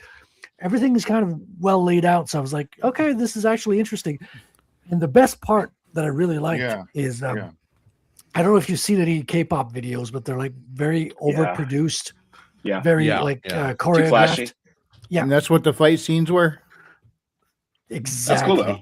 Yeah, when they do the fight scenes in like that it was movie, something pop it's like a culture video. desperately It's like a needed. K-pop video. It's super tight. It's well laid out. It's so interesting. Nice. I'll have to check it out. Go ahead, Wrangler. Sorry, I didn't mean to talk over you there. I just said it seems like something that pop culture definitely needed. Well, Yeah, it was it's an bringing something original. It new. was something original. It wasn't tied to another franchise. Yeah, exactly. It's that's pretty something rare right that's now. coming from a music space and bringing it into an action space. It worked. It worked pretty good. So they actually But, like- sing and stuff. And Yeah, the music was really good. The animation was mostly good. The editing is good, but you could tell it was made for a younger audience, like a modern audience. Not because it's not in the story, but in the editing. I'm like, there is something happening every second of this movie, like beginning to end. Like there's barely time to breathe while watching this It's film. one of those. But Yeah. all the men are effeminate in that movie. They're Like, Korean, brother. What do you Yeah. want? Like they're Wow. less sexually dimorphic. they're That's selling just, it that's for- just they're how selling it to Asian women. people are usually. Anyway, yeah. No, they are effeminate mostly. I mean, the most masculine ones are the opposing K-pop band, which are guys. And if you watch any K-pop bands, they're not that masculine, if you know what I mean. They do a Gundam style. Except for that guy. Actually, he's actually pretty good. The Gundam guy, Gundam style guy, what's his name? He's pretty good. Yeah, he was a voice actor. He did a great job. No, I was surprised about that movie, but because I've been letting the kiddos see their mother recently, maybe once every 2 weeks, I find myself having like this 2 to 4 hour period where I don't have anything going on and I'm not in my own area. And so I've taken to going to see a movie on my own just in that time. And so if you're just going to see a movie and you don't know what you're going to see, you might be picking, may not know what you're going to watch. And so like some of them have been winners, some of them have been losers. I did this last weekend. I finally decided I would give what was it, Jujutsu Kaisen one more try, because I tried the manga, I've tried the show a couple of times. It has never hooked me. I'm like, okay, well, the movie's out. It's hard to mess up an animated movie. Let's go watch it. I fell asleep in the theater. Wow. That's bad. And that You've reached that stage in your life. it's not a stage, brother. But yeah, no, I don't love the character. I don't like the characters. Like even the characters I do kind of like the story is not engaging. It's the motivations of most of the characters are kind of meh and generic. And like some of the neat things that the story and show does do is done better by some of its contemporaries that it's like immediate contemporaries with. And so I think this is it for me. I'm like, yeah, no, I've given this property as solid of a try as I possibly can. Yeah. And I'm not that picky about what I watch usually. So Yeah, no, for sure. That was it. That was it for me. Because I don't like one of your who was it Shelton? No. Yeah, Shelton original art. He saw Infinity Castle. Very good story, very good, and like maybe the most beautiful animation I've ever seen. In such a succinct package. But if the pacing of that movie was a little bit off. I did see the Chainsaw Man movie as well, and that one, Of course, that felt the most like a movie. What is that? The Chainsaw Man movie? It's based on a He's gonna have a manga. chainsaw on his head, right? Yeah. He like it's in a world where demons appear. It's not a new concept. It's like whatever people fear and have negative emotion about manifests as some sort of devil. And some of them are more powerful than others. And obviously, if you become a powerful devil appears, starts killing a whole bunch of people, people begin to fear that thing more. Therefore, makes it more powerful. It's kind of a good concept, though. its own cycle. Yeah, it's a cycle, vicious cycle. Yeah. But like that movie, like the characters, it seems like a brainless show at first, but you actually watch, you're like, oh, this kid, like the main character, he grew up literally with not even the basic necessities of life, having to sell off body parts in order to feed himself. Yeah, I hate it when that happens. I know, every time. Yeah, but at least your body parts grow back, James. So it's not the same. He's like, let me know if you guys tail 3 times. Yeah. Let me know if you guys need any tails to get you some lizard tails. Hey guys, he's offering us his tail. Is that normal? That's kind of weird, but the whole show's been weird. So just roll with it. Yeah. All right, yo, I gotta get going. I gotta do my own show now. So that's what I was gonna say. Don't you have your own show going? That show he never invited me to. We had a couple of things come except for that one time. Scheduling things. Besides that, yeah. All right. Hey, thanks for having me on. Wait. Before you go, what movie are you guys watching tonight? We're not. No. What? So, that's the whole point of your show. Typically, it's a vehicle to talk about storytelling, but yes, no, we have something else in mind for tonight, but even that's not working out because a couple schedule things came up. But we'll see. I'm going to talk to Katie and figure it out. So all right, well, break a leg, man. Why do people say that? Break a leg. It's not a positive thing, No, it's the opposite. You've never done theater, James, have you? Yeah, of course not. I'm not gay. So if you wish somebody, it's like a superstition, right? So if you wish somebody to have a good show, it's like it's gonna backfire. Yeah, exactly. You're jinxing it. So if you say break a leg, somehow psychologically they're resisting. You're gonna grow a third leg. It's superstition. Yeah. Okay. Gotcha. I didn't know you were into that druid stuff. You should have druid stuff. You should have a link in the Discord, Tank, or else I can send it to you through the Twitter. Hold on. Dude, Tank's audio has been funny as hell. I love it. His what now? His audio sounds like he's like in 1945 or something. Oh, I love that here. I've heard about that. Omer's talked about it. Here, I've sent it to you in the StreamYard on X. Tank, you should have it. Unless the X chat is broken still, which has been kind of weird lately. Yeah. Tank is an underappreciated name and an overappreciated vehicle. In porn, they say break your third leg. Sheldon, you got to slack off the porn if you're going to get your comic done. I'm just saying, Tank saying, lol, I was joking. Were you joking about sending the link or saving the show? I don't answer that. Don't answer that. I'm a brute to eat dinner. Give me 15 minutes. Listen, I'll give you 10. Okay. You got 10 minutes. You can chow down faster than that. American minutes or African minutes? Well, African minutes, the show would be over. No, African minutes, you just take as long as you want. That's what I mean. He'd come in and the show would be long done. Okay, now I see what you mean. Yeah, you are correct. We are both correct. As I often am, but now you too are correct. Metric minutes or Celsius minutes? Close enough. This is this is Which what I have ones to. are on sale? You see, Charlie, what I have to deal with every week. And whom he invites voluntarily. This is every why week? I invite guests on, is to try to stay But- sane. It's fun though, because like he goes from the lizard to COD. What are you playing actually? This is Killing Floor 2. Hmm. It's a wave-based shooter. You kill them, they keep coming, then you Yeah. win or you die. Dude, that's kind of what the Lara Croft 2013 feels like now. It's That's what life feels like. a lot of shooting in that one. 2013. Yeah, so 2013 is kind of a reboot before she's a Tomb Raider. Again, Yeah, that's the one where she has the smaller breast. Yeah, but they keep getting smaller with every freaking I've episode. noticed. Yeah. I forgot The what should the- just latest get, one like- that they have coming out, people seem to be happy with, except the SJWs.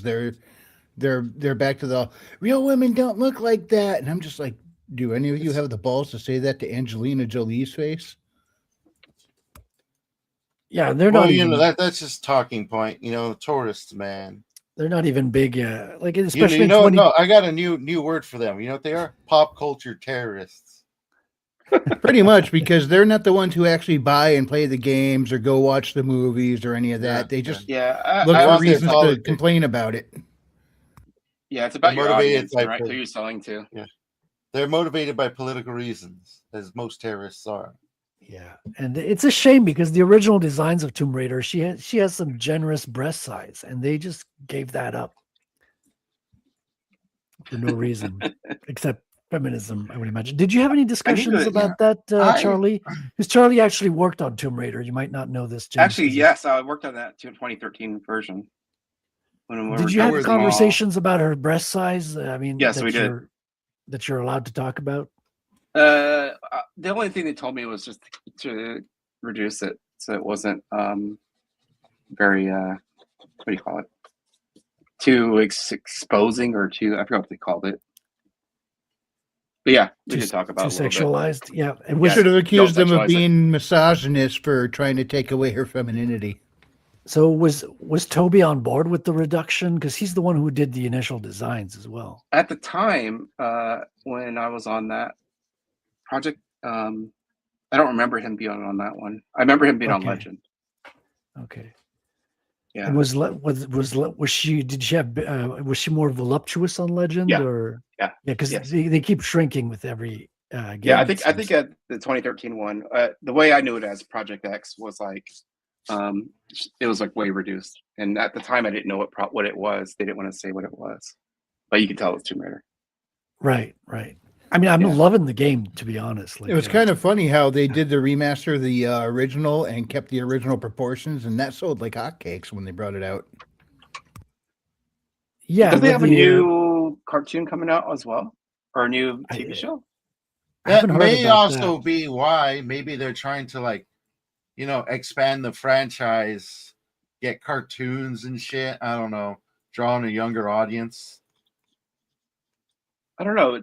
Tomb Raider would be fantastic if they could pull it off, right? Because it's like a Indiana Jones, basically. Yeah. Yeah. Yeah. Just a premise is James really Bond good. Indiana Jones.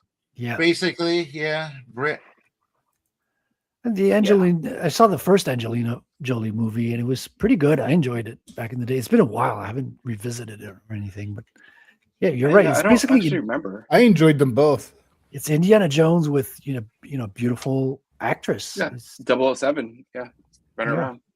yeah, Rich. yeah. Can do. She's anything got he wants. ties with her father. She's kind of following Yep. her father's footsteps. She's got big breasts. What's not to like? I think it was a Wrangler actually. Didn't you say that you like the Mummy? Yeah. Was that you? Okay, yeah. So because that's like there's like I was saying, like there's like a secret code to that storytelling. It's just that high adventure. I don't know. Yeah, I mean, I very much tried to emulate that overall Yeah. tone that they had in the first Mummy movie. Right. For like, it's serious, but there's still like the heroes are all plucky and kind of lighthearted without actually undercutting the tone. Yeah. Very fine line to walk, but when you walk it right, man, it's awesome. Yeah, I had a friend who worked on The Mummy 2, doing backgrounds for the movie. Oh, that's fun. Alright. Yeah, that must have been a blast. Doing the painting and stuff. The movie The, everyone forgets exists. the sculptures, like the big Yeah. stone statues and stuff. That's really cool. You know, speaking of forgetting stuff exists, I completely missed the launch of the second Death Stranding game. I don't even know what that is. I don't either. That's probably for the best. So apparently we all missed it too. Yeah, it's Bad marketing. Hideo Kojima's walking simulator sequel.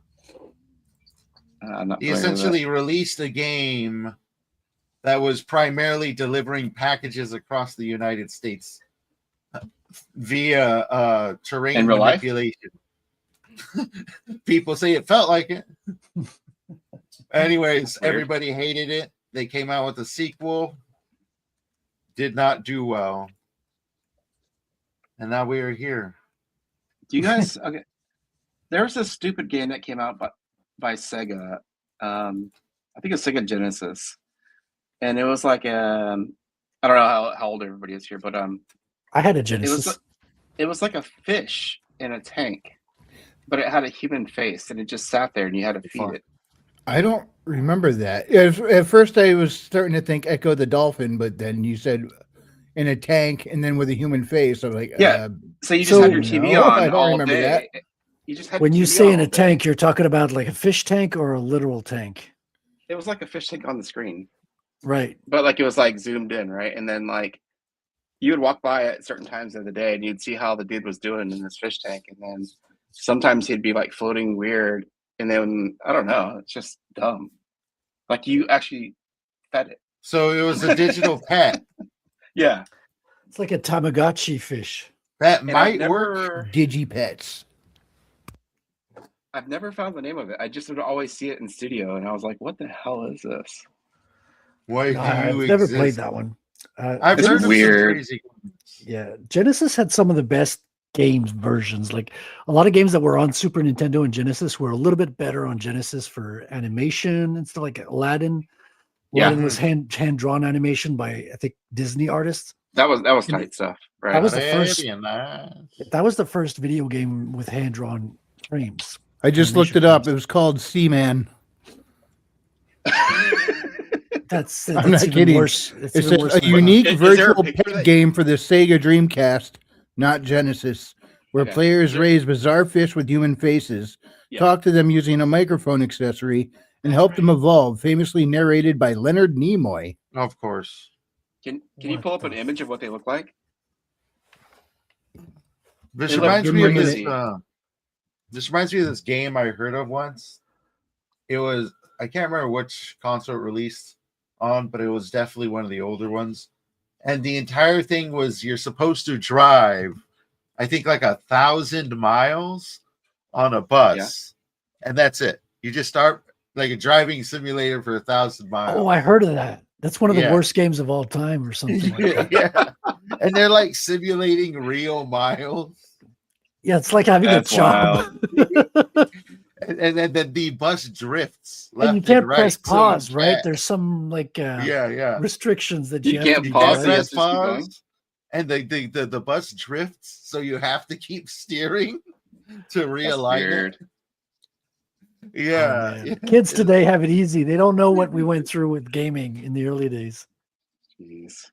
Yeah, Oh. I'll stick with Monster Hunter Wilds. I haven't played that. That sounds like a lot of fun. I was looking at Monster Hunter. I own one of them. I own Worlds, not Wilds. Monster Hunter Worlds.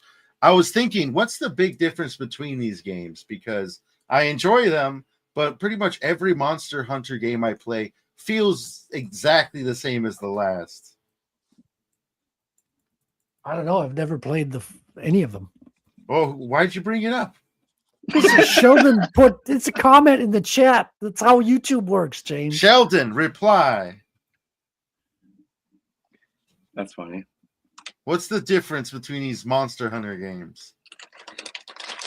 Poor K. Could also have been a typo, like you might have tried to type Worlds and it came out Wilds. No, Wilds is a newer one, and I It's a thought about thing. buying it. Yeah, Monster Hunter Wilds. All right, let me bring the conversation back to something relevant for a second. That's not 'Cause I know relevant? it's going to get out of hand real quick anyway. So, Yeah. And I got a screen to share when you're ready, Frederic. cool. Yeah, I just want to yeah. ask a quick question to Charlie before I share the screen. Okay. Charlie, so now that the comic is completed, art-wise, like, when do you think are you going to be doing like a crowdfunding campaign? What's the plan? I don't know. What's I the next wanted step for to. it? I wanted to actually sit around and talk to you because I'm kind of iffy about what if I should just print it myself and just go. Well, you should do Yeah. a crowdfund to at least get some money up front and gauge the print demand. Yeah, So I the just wanted actual to print demand- like 1,000 real quick, and then put it out there. No, I wouldn't do that. Yeah, I don't know. I really don't know. Yeah, I mean, we could talk uh, about it as Talk well. about it. Because if you're going with like a Pete Samedi's service, I know he maxes it out at 280. I think is his max print run because he's doing newsprint on his own machine, so he's limiting it a little bit. Here we have also- Wrangler's fish game, which is very Yeah, I see this. disturbing. Yeah, This is it, huh? This is what I see every day in the studio, and I was like, "What the hell is this?" That's it. It's so Those strange. are, yeah, that exists, I guess. Yeah, in the wait till you see same the world we face. are. It's awesome. Who came up with this? I don't know. Somebody must have been dropping some acid and goes, I got a great idea for a game. I bet you they had an aquarium in the lobby of that game studio. This was probably during the educational game period. But what's educational about fish with faces, James? It teaches you about aquatics. I wonder if Well, there's it's any, probably- And as an added bonus, gives you nightmares. And it's probably made for Germans. Germans love this shit. that's how Ponyo. Do they though? They do. Go ask them. That's weird, right? See who the #1 consumer is of simulator games. Germans. Sheldon says nothing really. I don't know what he's referring to. Tell Saboteur to put on Geyser, Fred. Yeah, if you want to earn Bitcoin, put it on Geyser. Oh, okay. Geyser. Wow. Yeah, so I did because my comic book is themed around Bitcoin. Yeah. And I have a lot of Bitcoiner friends who wanted to support the project. So I raised on a Bitcoin crowdfunding site, Right. half and on FundMyComics. So I did a bit of half and half. That's cool. Sheldon says, then he can bring it to your Bitcoin con. Yes, because Sheldon wants me to start a Bitcoin Comic Con, which will most likely happen. Bitcoin. And we got Mr. Tank Ferret in the show. How you doing, Tank? Good. Yeehaw. How's everybody doing? I Great. How you doing, man? was drinking All right, coffee. All right. That's how Ponyo started. I don't know what you're talking about, Sheldon, but here we go. Here we are. In the fish tank. Miyazaki film? Hey, they should give it Will Smith's face so it looks like it's that movie Fishtail. Will Smith is Oh, already Jesus. associated to a lot of weird stuff. Yeah. He's in the cult, man. Dude, he used to be in Scientology for a while as well. I was What's just that? working on a video on Scientology. Oh, really? You'll be seeing that tomorrow. I've been watching a lot of their shit. So, yeah. Prepare for some more shit. Dude, I know so much about that cult. It's one of the most documented cults because all the higher level executives all quit and all started telling their Yeah. stories. So Yeah. it's super documented. Is Tom Cruise still part of that? Yes. Yep. And it's a huge human trafficking cult as well. 'Cause The slave. they're bringing workers from country to country. Oh, They've workers, got not chil- like sex workers. Not sex workers. I don't know anything about it. I'm not saying there isn't, but I haven't heard Right. anything about that, luckily. There's But nothing, they've got a like, lot of Nexium children, though. levels They've or got like anything. kids they've got kids working with power tools to rebuild real estate. So houses and homes and buildings that they purchase, Yeah. they have kids like actually rebuilding those physical buildings. That's so weird. Are you talking about Scientology or the fish we're seeing on the screen? Scientology. Yes. It's everything's weird right now. All right, let me remove that fish here. I think your mic sounds better. I updated my codices for. Oh, my that's audio. a badass drawing you're working on, Tank. Oh, thank you. Wait, are you working on paper and pencil? Yeah. Are you really, Tank Ferret? Or Yeah. are you scamming me? No, this is for real, not for play. I haven't seen you draw on paper for forever. Yeah, in fact, actually, I just sold this sucker right here.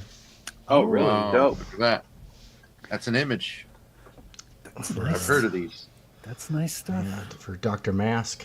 Oh yeah, I've been seeing him do the rounds on the YouTubes Yeah. and on the Twitters. Yeah, I gave him a really good price, so I hope that he can flip it with a tier.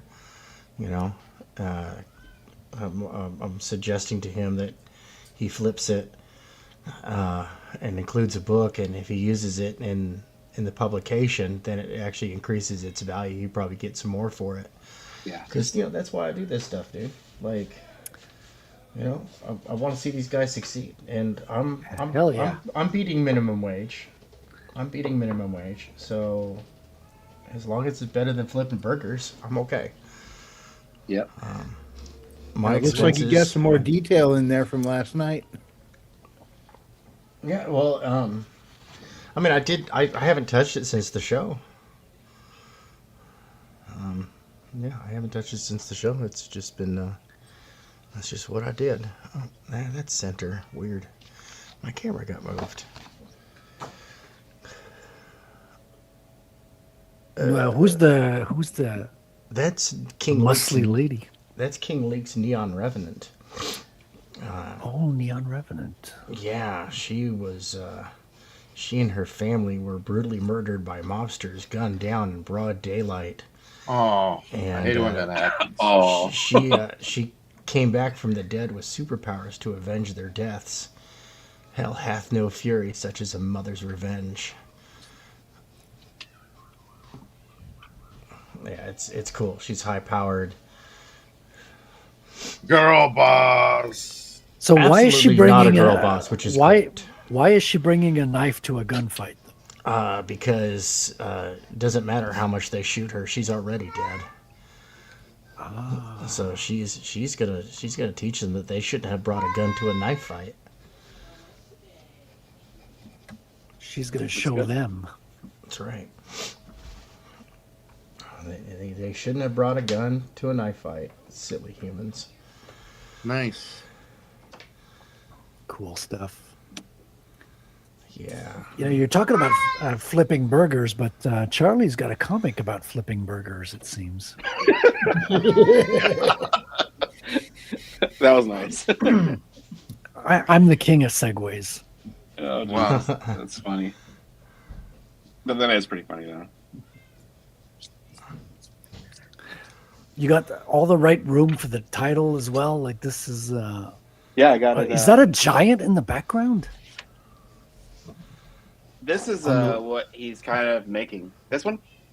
Yeah. Yeah. This is what he's making. Back here. Oh, he's making a Frankenstein giant or sorts.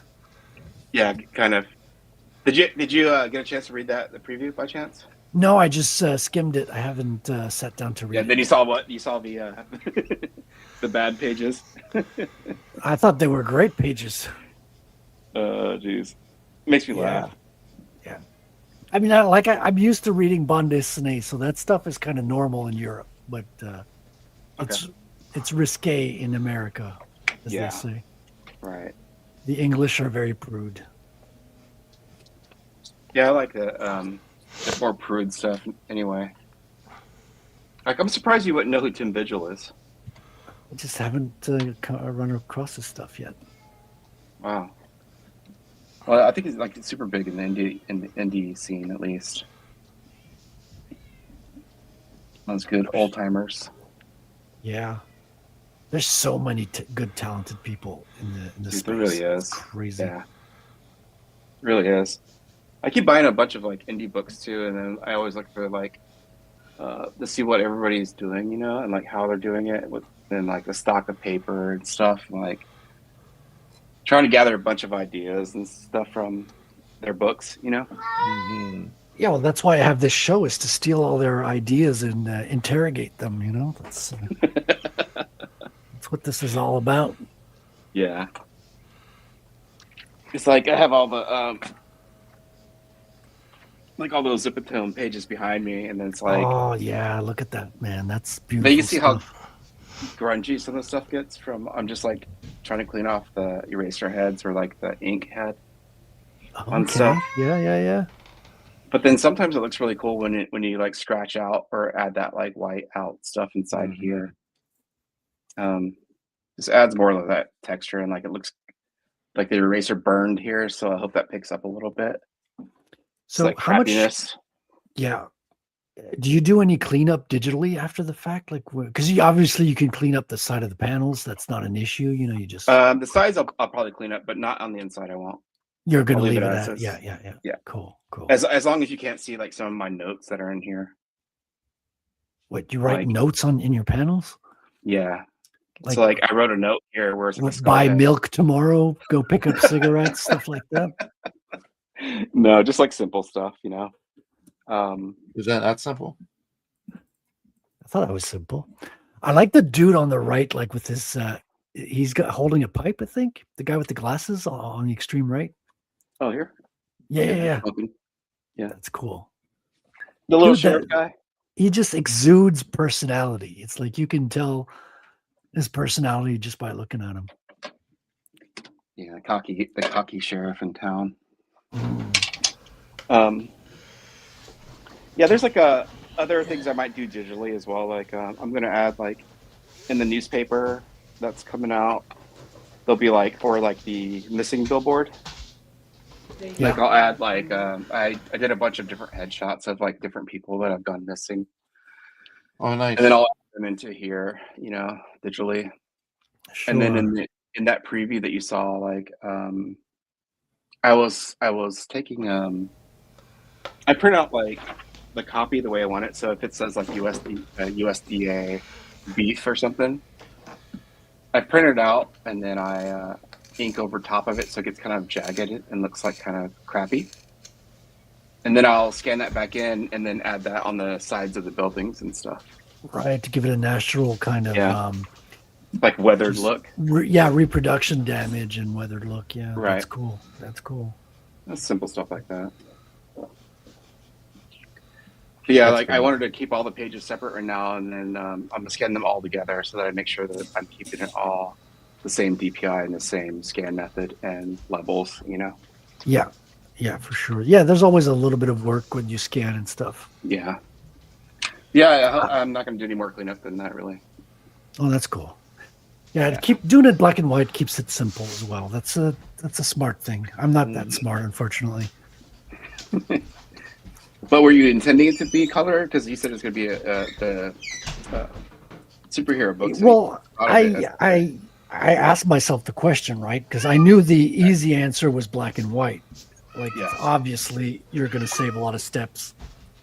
But I was like, no, this is a superhero comic. I kind of want to reach kids as well, because even though the initial market is just us online creators through crowdfunding, I knew that eventually I wanted to go to conferences and be able to sell this to, young, 10 years and up kind of. Young manga readers read their black and white mangas. Yeah, no, it's true. But like, this is such a superhero story. It felt like a colorful story in my head. So I was like, nah, this is going to need to be in color. So it made more sense to me despite the extra work. Yeah. And I'm happy how it came out. Yeah, it looks really good from what I've seen so far. Thank you. You I was about to ask and I just forgot. Well, what is your time limit, and like how long did it take you to produce the whole thing? Oh my God, this is where it gets humiliating. So I've got the initial drawing I made of the character for the first time. It was December 13th, 2022. So we're about 3 years off the initial, hey, I have an idea for a character, right? Okay. So took about a year to write the story. And then I did an 8-pager. Well, I wrote a 20-page script, which I submitted to Anvil magazine. And he was like, whoa, this is way too much. And I was like, okay, well, I'll rewrite it. And I was like, never mind. I'll write a completely new story. I'll make it 8 pages. And so I put a kind of an 8-page story out in Anvil #3. But also there was a first appearance somewhere. There was a what? A first appearance then? Is that what you're saying? Well, not really, because it's his ancestors like hundreds of years before him. Gotcha. So it's more of like a nod to the fact that this story is going to be a little bit of a treasure hunt. Like there's going to be a link to his ancestors and stuff in future issues. So that's going to be a nod to it. And I think it might reprint these 8 pages in the 24-page comic. So I might add that as a supplemental, do a remastering of the colors probably. But yeah, so the initial 20-page script that I wrote, I worked from that, took the first 4 pages and turned that into the 24-page script. And so it went bigger, went smaller. I did a lot of editing around and rewriting. I went through about 6 drafts, like in total. And that's how I ended up with the final 24 pages that I got. And that includes even like editing after the fact that, just in the letter. So you can still edit in the lettering phase, right? You could do a limited amount of rewrites in the lettering phase, which gives you, there's room for different storytelling if you reword your word balloons and stuff. So, because there's some stuff that I had left out, and I got some criticism from my beta readers that I was able to fix with just changes in the lettering. So that was nice. That's cool. Yeah, I'll probably have to do that as well. Like, because I think that like, I don't know how people talk in the 70s. I know there's like different type of dialogue, like, I don't know if it's groovy or if it's like, whatever they say. So yeah, I met trying to look that kind of stuff up. Dude, I think it was not in the 70s, but in the 80s. I was 11 years old. Far out, man. One of my friends'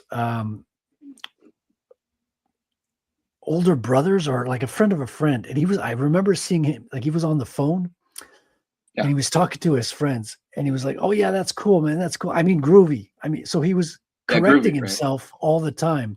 Yeah, but he was forcing the word. Like he was saying, "Oh yeah, that's cool. I mean groovy."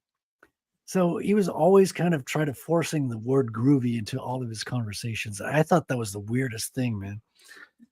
But that still stuck with me. Then you get to the 80s and it's totally tubular. Tubular. I remember saying rad. That was just on TV. I never heard anyone in real life use that word. Neither have I, but I heard it on TV nonstop. Yeah. I remember bad. Yeah, that's so bad. Yeah. I love the Power Glove.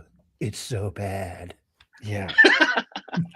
Yeah, but did people say that in real life? Jackson. James, did you hear it? People say that in real life or just on TV? Not the Power Glove part, but the so bad part. Yeah. Really? Yeah. Okay. Oh, that's bad. That's so bad. Yeah. And in the Mexican communities, we had a word which basically meant the same thing. I think it just meant it was cool in Spanish. It was machín. It's like, that's machín. But you'd still just speak English, but say machín. Well, what I hear a lot now is clutch. People are saying, "Oh yeah, man, that's clutch." Yeah. That one's been around for a while. I guess it's making a comeback. But cool is the king of all slang. Well, yeah, cool is probably the most often used one. Yeah. Yeah, multi-generational, that one. Unless you go into Firefly, then it's shiny.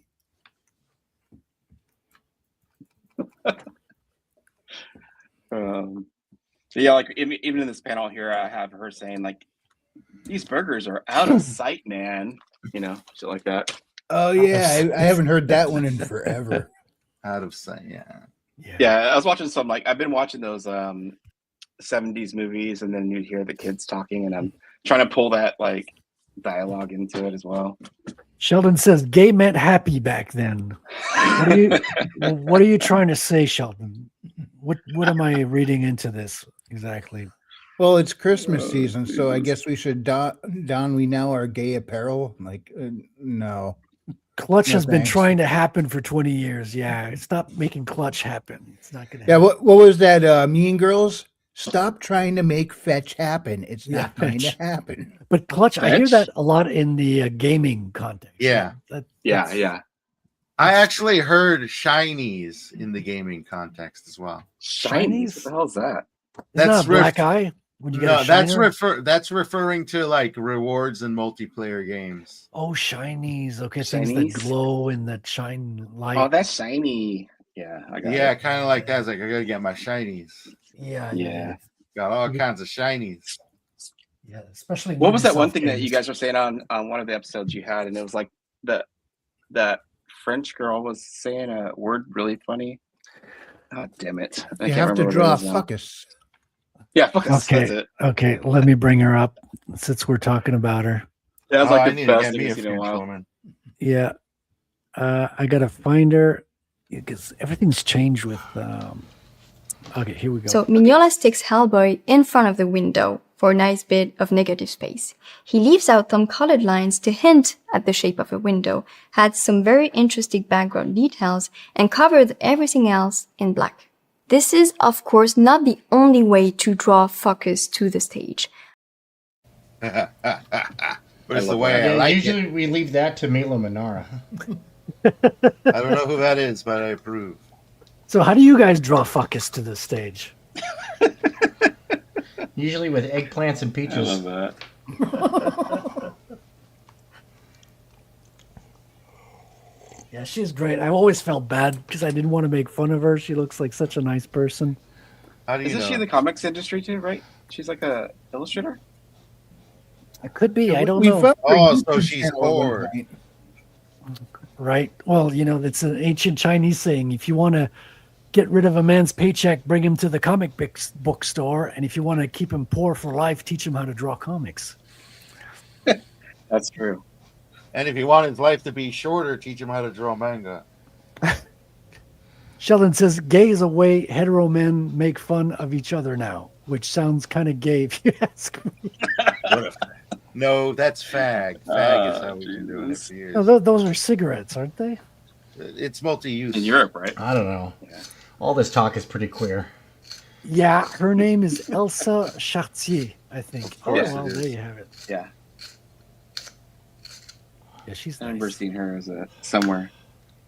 She's Of hot. course, if you watch her past episodes, you probably know of this beautiful lady.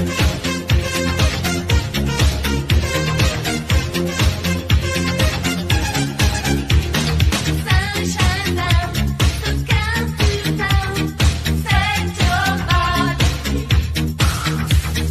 Hold me tight, my love tonight. Tell me you believe.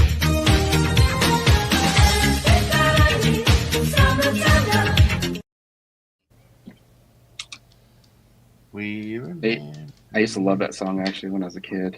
I still Really? love that song. I can't Yeah. believe I never heard it until this show. Yeah, I don't think I heard it as a kid.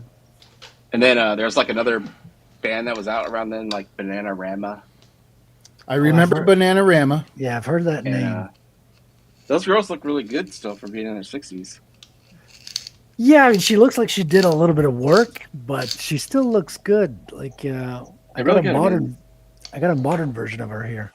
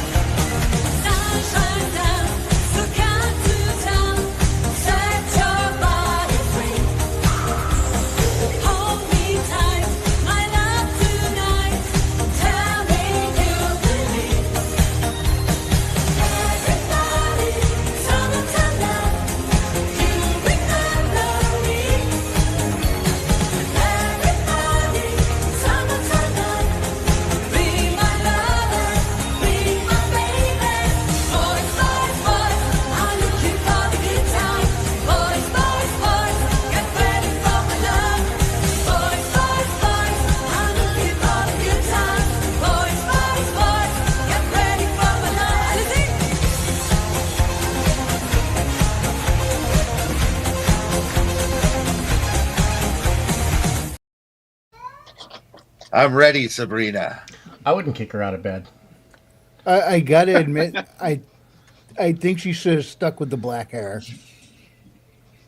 I prefer her accent when she was younger. You know, she had a Yeah, thick- she didn't say the words as well, and they sounded better. yeah. But she's got that. She's still got that charm. I'll give her that. Oh, no doubt. Yeah. No argument for me on that. Ah, yes. Thanks for getting it. You song still stuck have in my that head. compilation clip version of her, Frederick? Of course I do. What kind of a question is that, Wrangler? We should make a comic book about her. Well, now you say that. Where's Yeah. the? Okay, I got Sabrina Mix 1 and Sabrina Mix 2.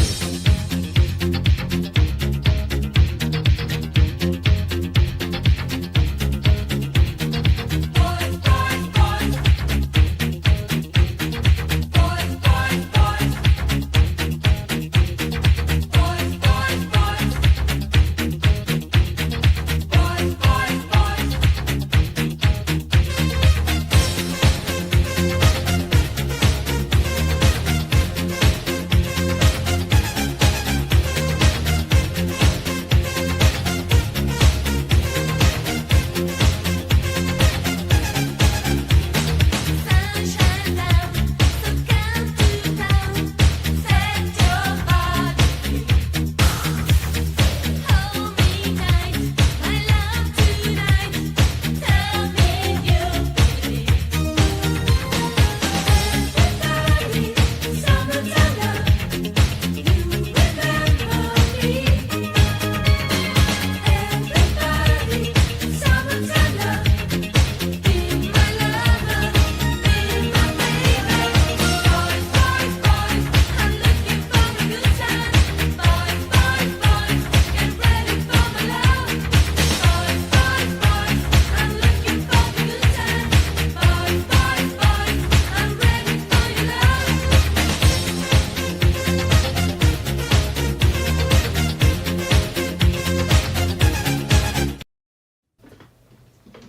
Nice. Yeah, she can eat all the crackers she wants. Burned in my Women head. get away with everything. They can, yeah. For sure. Unless they got a redneck husband, then they can't get away with jack shit. Is that the secret? You got to be a It's- redneck. Yeah, well, he's not afraid to beat her. Wow. He's a legal lizard. He's seen these cases. I've seen them all. He knows things. He can't get away with much either, but neither is she.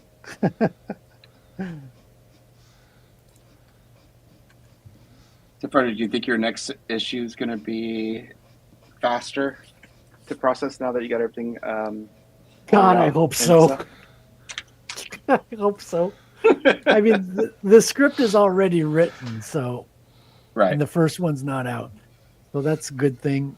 And you know, I've got outlines for future issues, so it's not like I'm going to be starting from scratch. Yeah. But the next issue is going to be a little bit more pages. Uh-huh. But yeah, there's no more character design. There's not as much character design. Also, Right. when I started the first one, I wanted to get as many illustrations done under my belt because I had been like years without drawing, like almost Oh, yeah, decades same. without doing comic books. Wow. So I was mostly worried about the inking because you can still draw, you can still pencil. It's like learning to draw a bicycle, but inking's a little bit different because it's muscle memory. Your muscle has to wake up. Like the more you ink, the more your ink starts to flow. Like you start Yeah. getting, more That's really flowy good. lines. Whatever happened to that clip? Oh, you made me ink. I don't know if they still have that one. I think we took it out. Sheldon says, "Sorry, redneck ladies that watch this show." Is he apologizing to Gretchen Wilson? I prefer the term Appalachian American myself. You always were politically correct, too, James. So yeah, I think the second one's going to go faster, and instead of a kung fu fight, it's like it's a car chase. Yeah. So a battle in the tunnels of Montreal on the roads. So it's going to be interesting and different. So I'm looking really forward. Yeah. Oh, you're probably going to have fun with all the different tunnel perspectives then. Yeah, and I've lived in Montreal, so I'm familiar with all the locations as well. So that's a nice touch. I'm going to bring the Montreal Underground into the story, the literal underground. Yeah. 'Cause there's like you can The spend hobos are- no, there's shopping malls underground. Okay. Sexier. Oh, really? Yeah, Montreal has a whole part of the city that's completely underground. You can So just the hose without the bows. well, you have complete. You could go from one shopping mall to the other. You can get into the metro system. I lived right next to one of the entrances to the underground for like about a year. So yeah, it's a really cool place. Like Montreal's a perfect setting, man, for a comic book story. I don't know why no one's thought of it before, but I'm glad they haven't. Well, they There film you all go. our movies there, so it's already Yep. we already have it everywhere. You know. Yep, it's kind of the Hollywood of Quebec, of Canada. I mean that and Toronto. I've only been there once to, of course, Grand Canyon, right? No, Grand Canyon's not in Montreal, Saboteur. Or, wait, where's that? Arizona. No, it's no. Did I say the Grand Canyon? I'm sorry. Yes. You did. Oh, Jesus. Just a bit outside. that waterfall thing. Oh, the Oh, Great Wall the- of China. No, you That's the mean one. the Niagara Falls. The Niagara Falls. There you go. Sorry. Yeah, Whoa, that's whoa, in. whoa, we No, can't say no, that no. word. Niagara is the little blue pill. Yeah, no, Niagara Falls is not in Montreal, but you can get there in a few hours, I think. I've never been to Niagara Falls. Yeah, that's Really? right, Sheldon. Yeah, I've never been. I'd love to go though. It sounds like a lot of fun. I remember it was pretty They got a impressive. power station down there. Yeah, the Nikola best when you Tesla- take a little boat and you go up close to the water and you hope to God that you don't sink. To the front of the boat's getting in the water.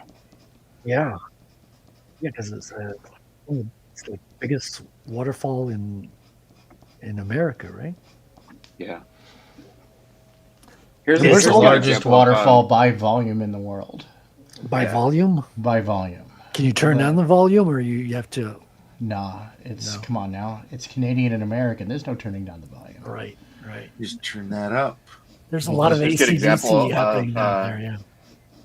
Here's a good Didn't example they of shit he officially eats. make it against the law to go over it in a barrel? Oh yeah, Because so many yeah. No, people tried you're it. absolutely not allowed to go over, and any going over the Niagara Falls kind of stunt has to go through so many checks and balances now. Yeah. Everything fun is illegal now.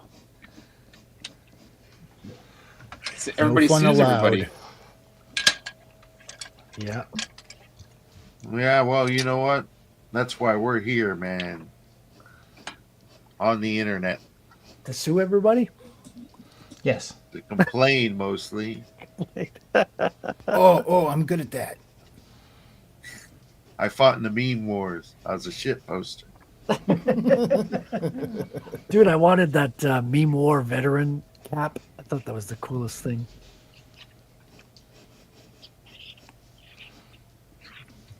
I fought in the meme wars with your father.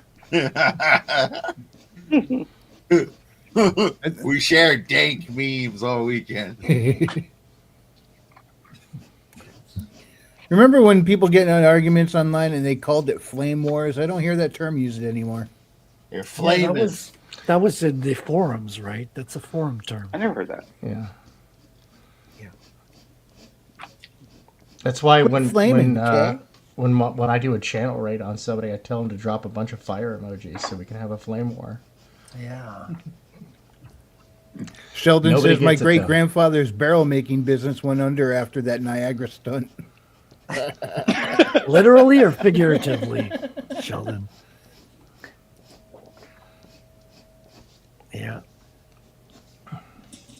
Oh, what a world, boys. What a world. Are you going to be coloring that cover there, Charlie? Yeah, I will. Because I'm going to attempt to color again. But I'm going to color like the 70s style where it looks like flats, really. I'm not going to try to get too crazy. Oh, yeah. Oh, yeah. So, flats look great. I mean, when the line work's good, flats just, make your line work pop. Yeah, I think if I just leave it that way, like it's like actually, I want to do it like where it's off register also a little bit. So it looks like it's actually printed in the 70s. Oh, I see what you mean. Like, Is that where it's got like the dots for shading and stuff? No, it's got like a thin line, like where the printer head moved slightly. So like you'll have like a red around like somebody's eyeball, like it's just Oh, off. gotcha. It's like you take your colors and you move them a couple of millimeters to the side. Yeah, you just do a 4-color separation and just fudge it just a little. Break out the Tap a couple of micrometer to channels. make sure it's within tolerance. And... Oh, yeah, you could do your own color separation and then tweak that.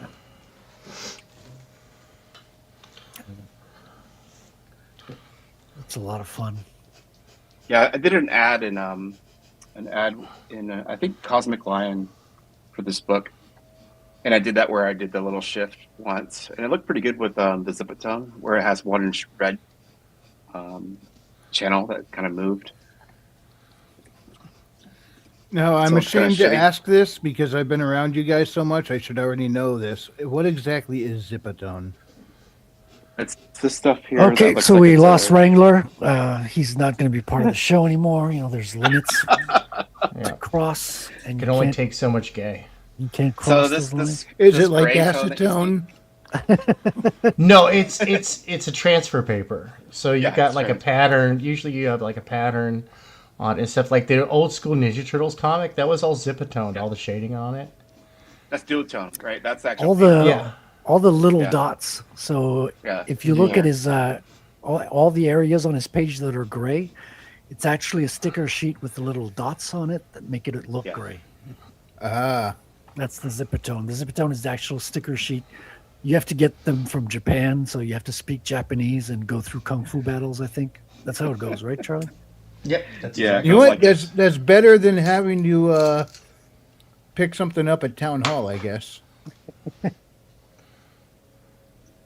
I honestly thought it was some kind of chemical you were using to like maybe smear the ink in a specific way or something.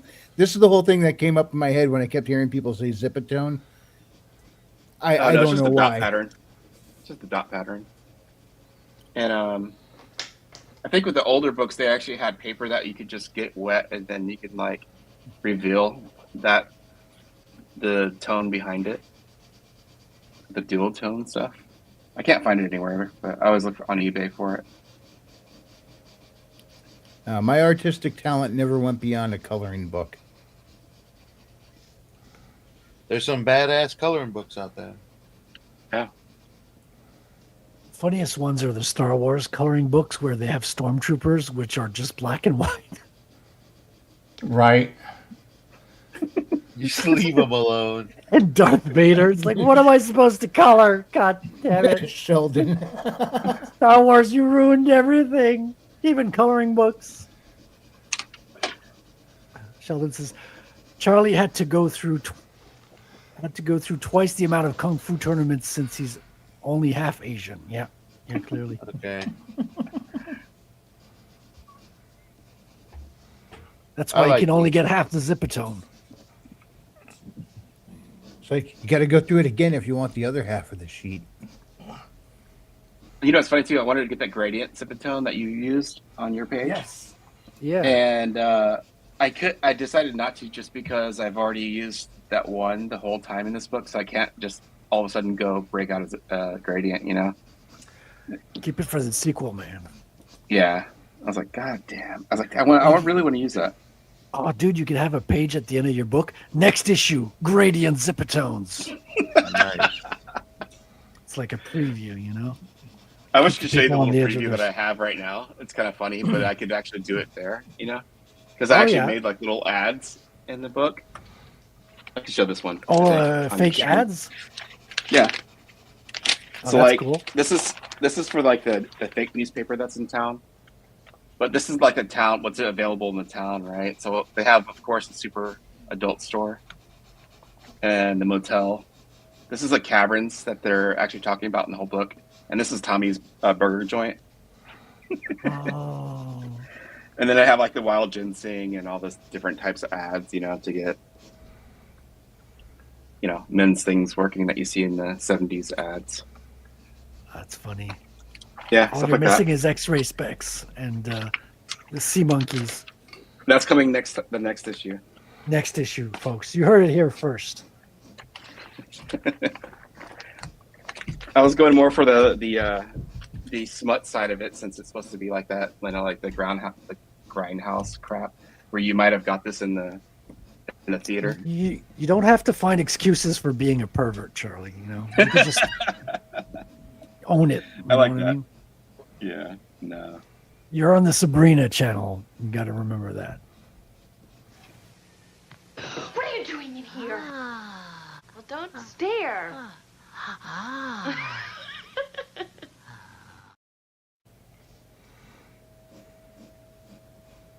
I've never seen that. None of us had ever seen that before I came across that. Was that Sarah Connor? Yes, Hmm. that's what she was trying to save us from. I want to see that big-eyed dude try and protect her from the Terminator. Ah, that's some freaky shit, man. Let's tune into Tank and see where Tank is at. How you doing, man? Oh, you got the hair filled in now. Yeah, working on the hair. Looks nice. Thank you. Yeah. Very Gina Carano. Yeah, well, she was one of the models that was handed to me for this. Hmm. Gina was handed to you? Yep, Wow. and I did her right. Some people have all the perks. She's a happy woman.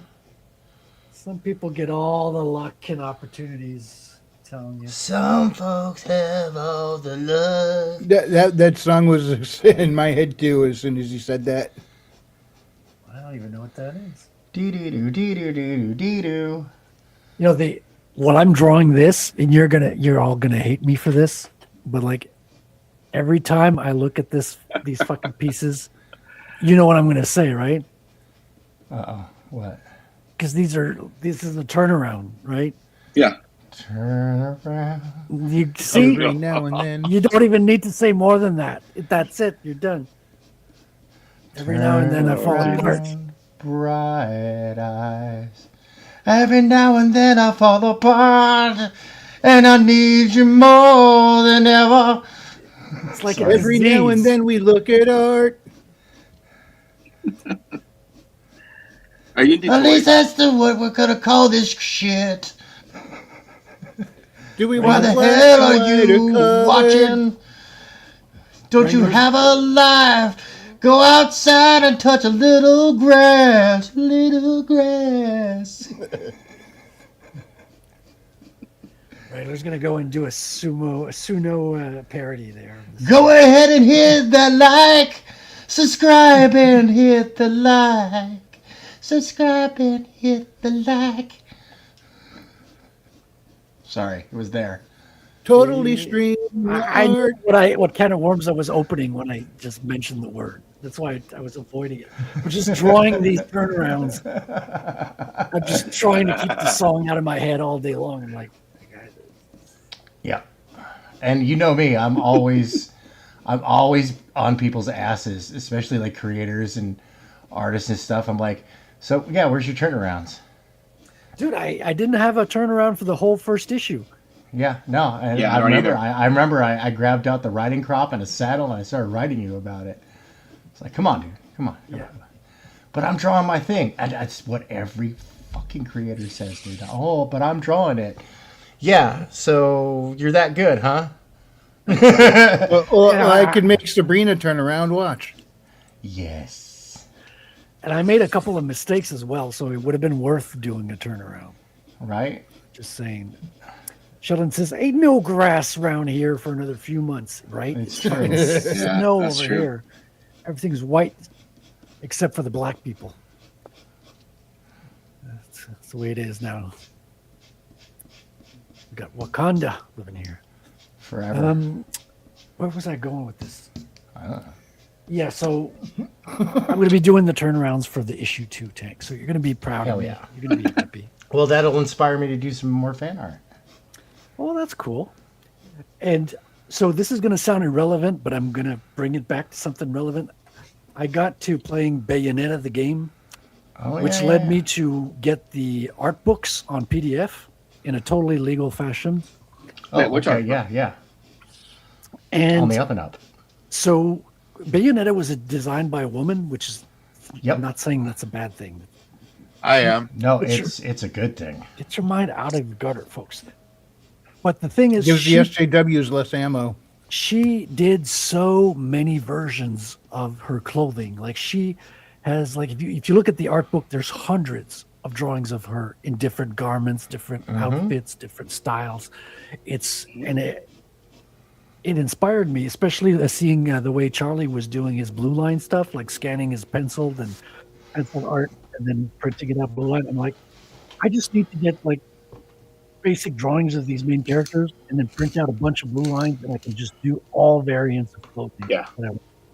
Yeah. And just get like a bunch of variations going for the future.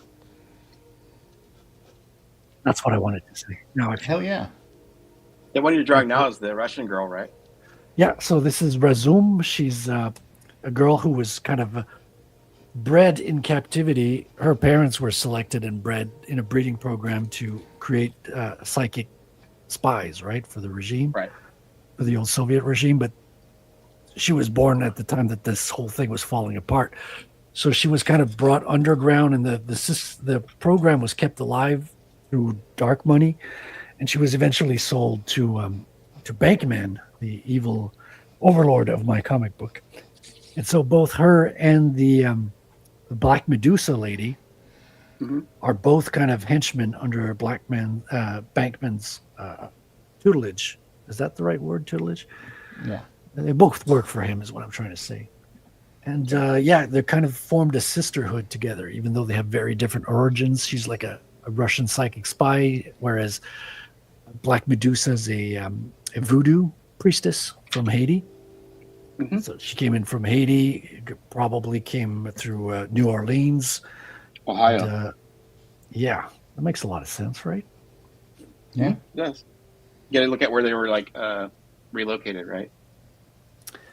Yeah, and so they both come into. Well, she doesn't even need to go through New Orleans. She could have gone through Canada. I'm still writing the backstory as we speak.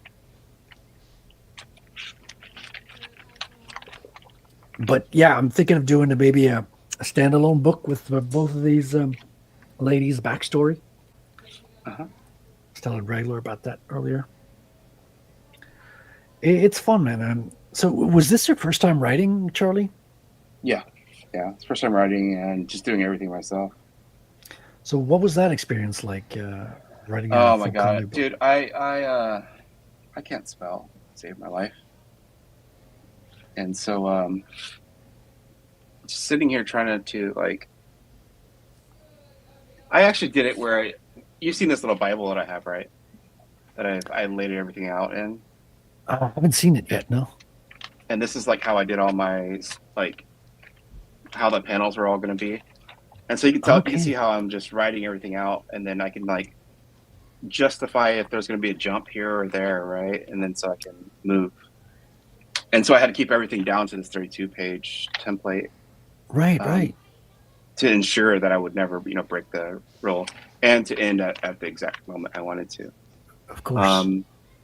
So when I was writing, I just wrote the way I'd write. But then now I have to go back into, like, I don't have any script or anything. It's just, this is all I have.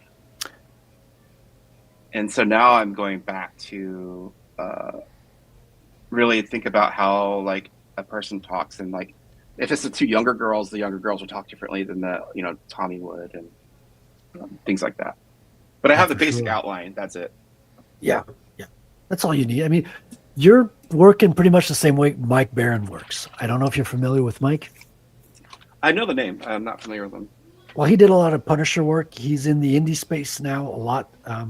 He's got a lot of crowdfunded books that he does. and he works. Well, he's a traditional writer. He's not an artist, so Okay. he's a writer. But he writes the same way that you do. He does kind of like thumbnail sketches on a page, like you do, and then he writes where the dialogue balloons would be, and that's his way of putting his scripts together. Yeah, this is the easiest way for me to concept that, like, and like if it worked or not, and if I would actually enjoy reading the book, And I think too, like, when some of these pages, I actually just went straight from this loose sketch and then, blew it up, scanned it, blew it up, and went straight for it. Oh, did you literally go from your sketch and did you do a blue line print or something? So I blue line printed it, and then I penciled this and get it as fine as I could, and then do that. Scan that blue line and then ink over that. Yeah. So the pages actually have some of this crap behind it. You can see. Of course, and that's cool. Some of these other ones are more refined than. At the time, I was like, well, I can't spend a week doing a page, so I'd try to hustle through the damn page as quickly as I could, and that's why you'll see like a lot of the backgrounds and crap look like shit, because I was trying to hurry through it, and then I started to tell myself I have nothing to rush for. I should be making it as good as I can. But in the first few, you'll see that like it starts to like get better because I start to slow down. Yeah, that's freaking cool, man. And I wrote my first couple of drafts as a script in text form on the computer. Yeah. But like I could not get my third draft. Like I was trying to fix up my second draft into a third draft, and I could not make it happen. Like I was blocked. I had to go to the same form that you did. I had to go in and draw the pages out, and that was what kind of blocked me or got me going again. Reopened it up. Yeah. I think like what you just said too is like I didn't know what the ending was going to be like, because I don't want this book to be cliche as hell. Like I don't want this to be like a slasher. Like I hate slashers, right? And I think in the original pages that you might have seen, like it starts to look like a slasher, but it's not intended to be that way. Down the road, after I started thinking about the story, and so I'm more excited now. Like I couldn't figure out how to get past the issue 1 and move the story, keep moving the story along without actually concepting what's happening to the characters behind the scenes and the whole backgrounds, and like what you were just saying a minute ago about exploring the story inside the characters themselves. Yeah. When you know the characters really better. Yeah, because the more you understand and get to know the characters, the more that they're the ones that advance the plot. It's not. Sure. At the beginning, I was like, okay, I'm going to write a plot, and then I'm going to put the characters, and they're going to do what I need them to do. That's how I did too. But then it flips. Once you get to know the characters really well, they start driving the plot instead of you forcing it on them. Yeah, that's what made it fun again. It's like thinking that way, and I actually got the ending of the book now in my head, so I'm excited to like really get to that point. The ending of you mean the whole series? Of the whole series, yeah. So now I have the beginning. I don't have any middle. I just have the beginning and the end. Yeah. So now I'm just doing the filler to that point. And how many books do you think it's going to be? I'm guessing 4. Okay. Yeah. That's what I'm plot for, at least. Yeah. Yeah, it can vary a little bit, but at least you got a ballpark figure. Yeah, I mean, I don't want to be stuck on a horror book the entire time. I want to do other things. Like, I keep kicking myself in the ass because, like, I want to work on something else. But then as soon as I start thinking that way, I forget about this. So I need to concentrate only on this. Yeah, I totally get that. Because I know how I am, man. I'll just go off and just forget about this completely. No, I get it. Like it's easy to fall in love with something new as an artist. You get a new idea, a new project, and then because it's way easier to start something than it is to finish it. Yeah. And novelty is always, you got more dopamine with novelty than you do with completing something. It's just the way it is. Yeah. Did you ever see the that Blood Force his Discord by chance? No, I have not. And he's got like a ash can challenge there. and a bunch of guys were like doing the ash can challenge of making their own like parody or satire book. Image book satire, so- you mean? Yeah. So I started doing that as well, and I was like, I gotta stop now.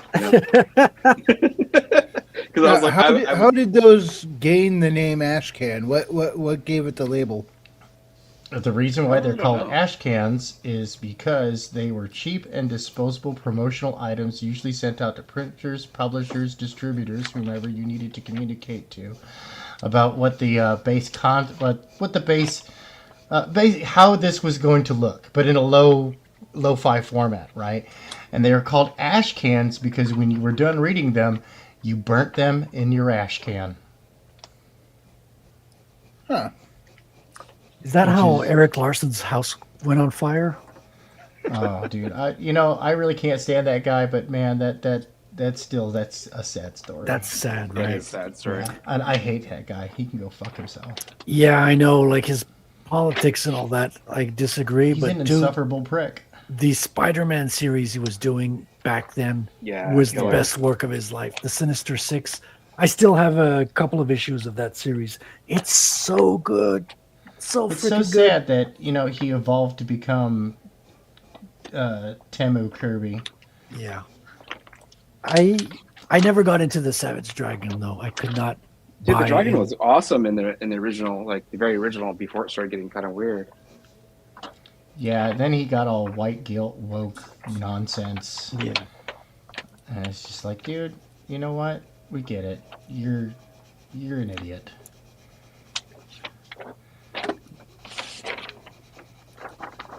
He loves comics though. Like he's very he's got a good work ethic. I'll give him that. Yeah.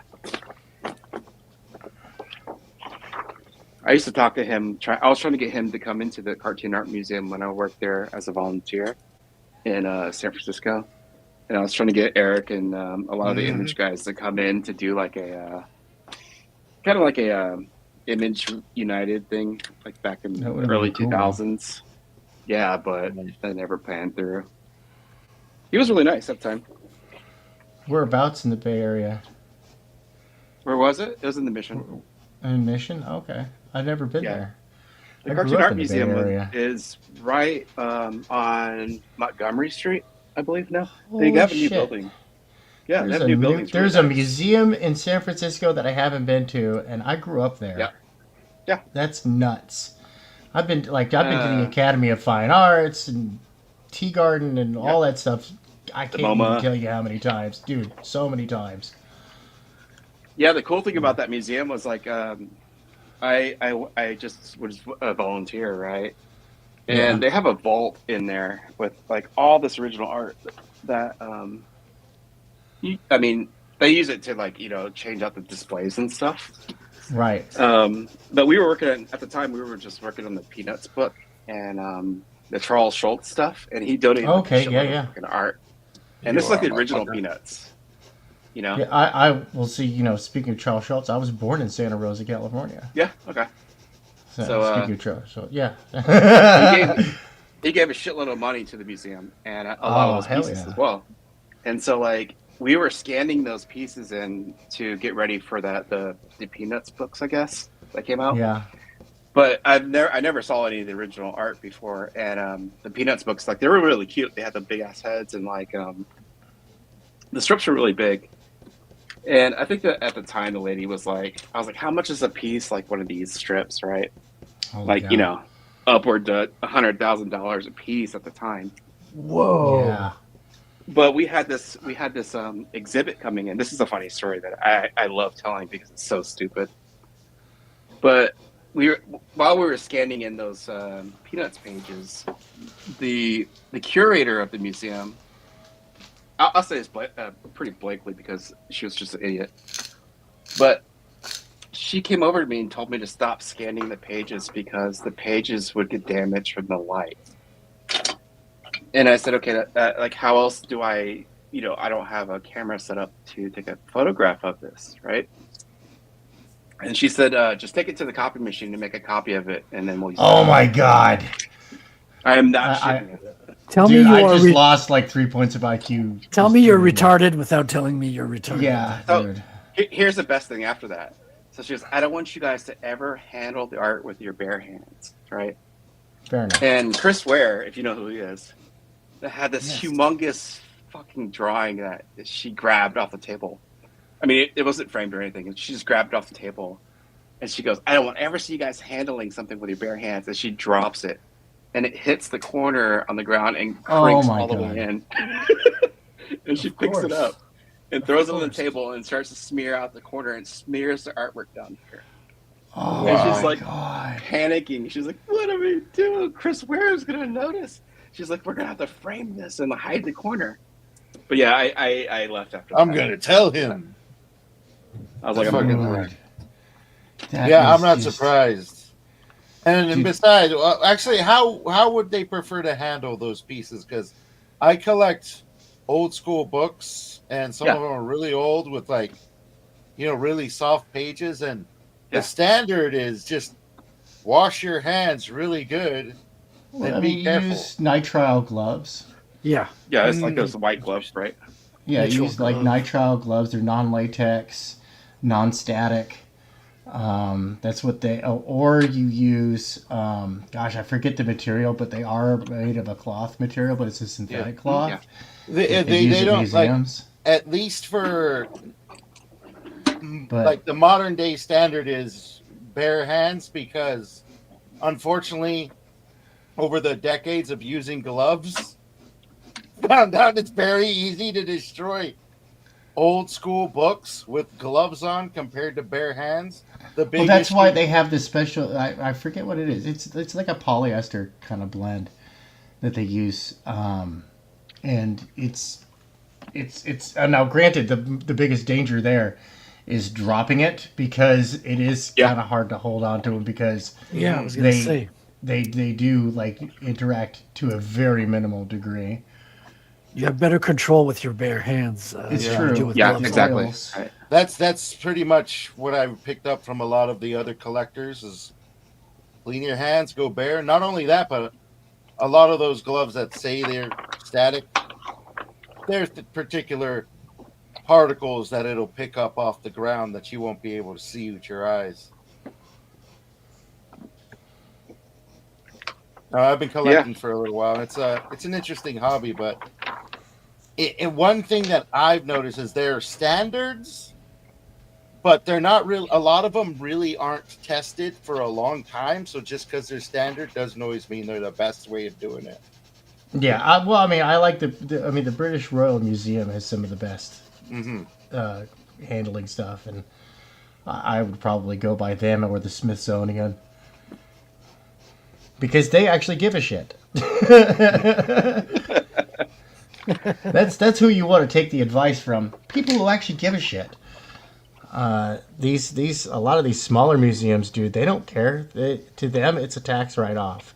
Mm-hmm. It's and it allows them to get free money. Yeah. And so they're not actually in for the preservation. Oh, most of them aren't. I know the fellas know here.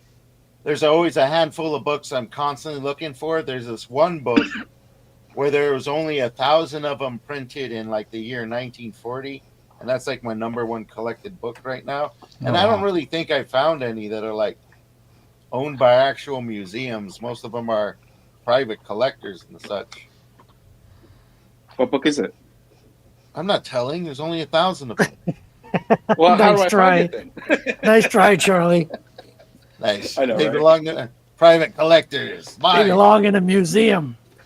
My So- personal museum. Funny thing is, what you were saying earlier, Tank, like not knowing there was a museum in your own city. I just learned there's a bande dessinée museum like in my own city now. I Nice. have to go visit it.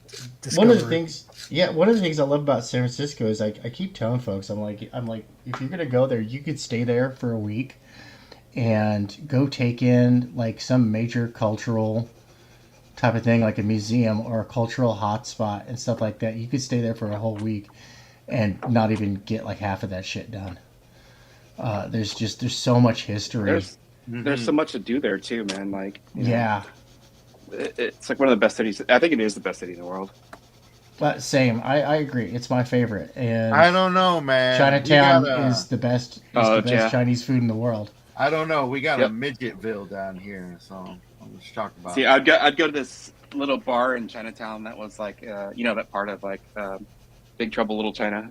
Yeah. Dude, Flip I off. used to walk by there on the way to school every day. Yeah, dude. And it was like my favorite thing to go to, like just hang out, you know, get drunk as hell in there. Hell yeah. Yeah, because I lived up on a Polk Street, so I just, you know, Okay. scoot on over to the down there before I ended up moving away from San Francisco permanently. Yeah, it's so expensive, dude. I mean, it was pricey when I lived there in the. I lived there 2 different locations in my life. When I was really little, we lived in the ghetto part of the Richmond district. Oh, dude, I And love then- Richmond. That's my favorite part of town. That's where I lived. Right? No, it's great. And then when I was a little older, we lived in the Sunset District, which was really nice. Sunset was sick. Dude, I mean, that place is posh. I love Yeah. it. I mean, we were in the nicest area, but we weren't in the worst area of it. But then again, there's really no bad area of the Sunset District. No. Richmond was actually pretty nice too. Like, depending, like if you were in, I was in way lower Richmond, Okay. but I lived all over San Francisco, like Haight Street and you know the Van Nice. Ness, all over. My favorite was living in Tenderloin. That was fucking awesome. Yeah, last time I was there, the FAO Schwartz was gone, and I was so sad. Yeah. Last time I left in 2013, I believe. Okay. Um, Yeah, I moved away in '94, and I've only come back to visit a couple of times. Yeah. I went to college there for a minute. I went to the Oh, Academy hell of yeah. Art. When it was not accredited, when it was a college. Yeah. When it was just you went there because that's where you got good skills.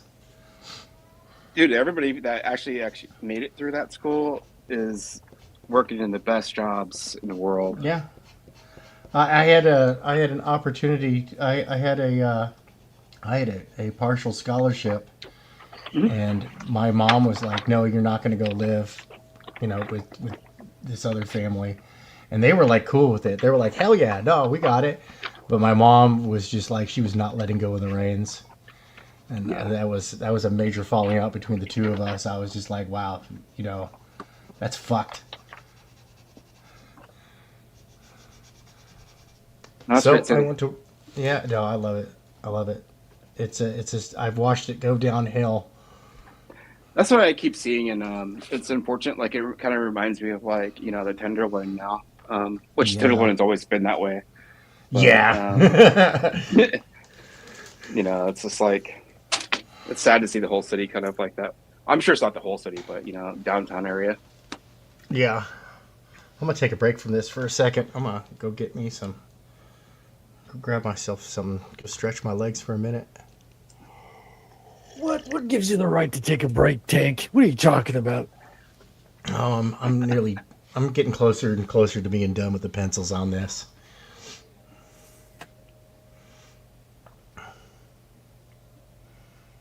All right, I'm gonna mute myself and walk away. Yeah, I use the restroom quick. Yeah. Mute the mic, walk away. Mute the mic, walk away. Yeah, we're probably going to end up closing the show when they come back.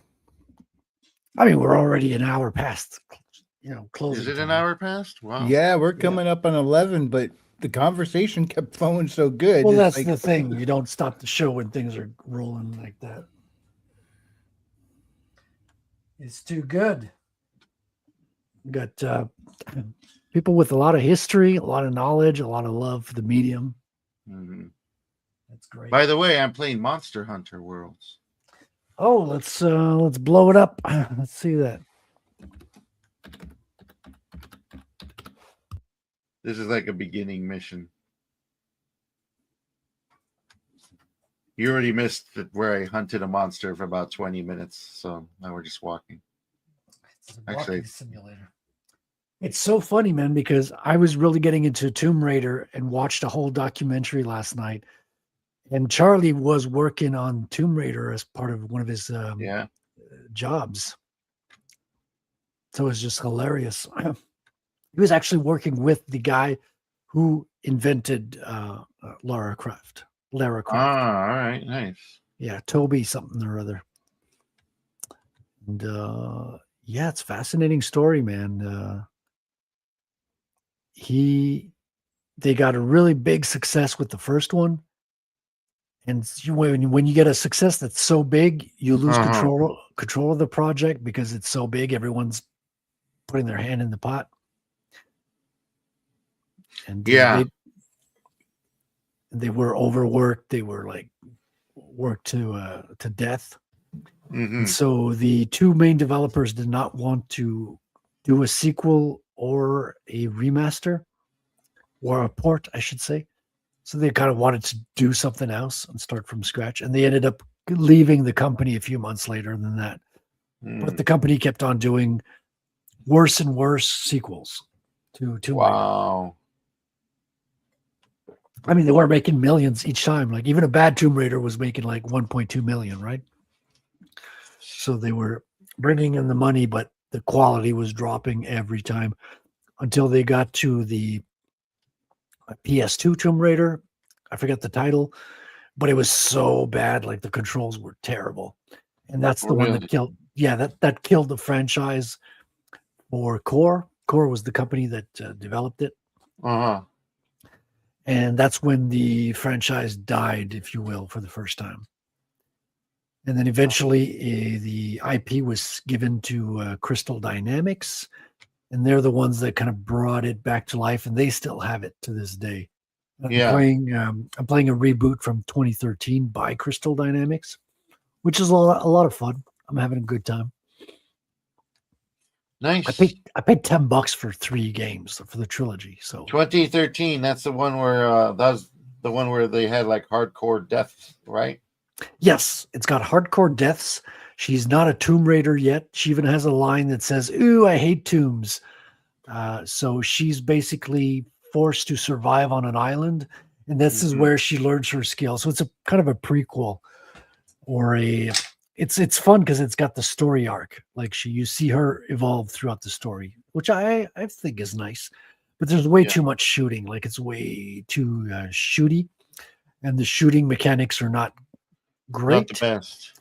But it's still a fun game. Like it's a lot of fun. The story's all right.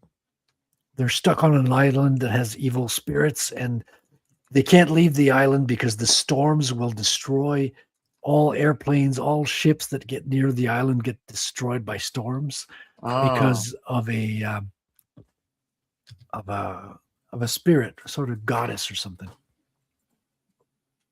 I hate it when that happens. Right? So the story's nice. There's a lack of tombs. There's just a handful of tombs, and they're not main quest. And they're side quests, and they're very, very short. So that's the main complaint people have. But it's still a lot of fun. Game mechanics are pretty good. Visuals are excellent. Visuals are great. Yeah, I remember taking a look at it. That's back when like they were first really getting into hair design. And then like, oh, look at her hair, man. That's what everybody says. Like the hair is great. Oh my god, the hair is great. I mean, if you want them, they're like $10 for 3 of them.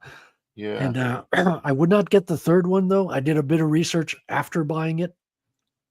So 2013 and the Rise of the Tomb Raider. Rise of the Tomb Raider is everybody's favorite Tomb Raider. So it's the sequel to the 2013.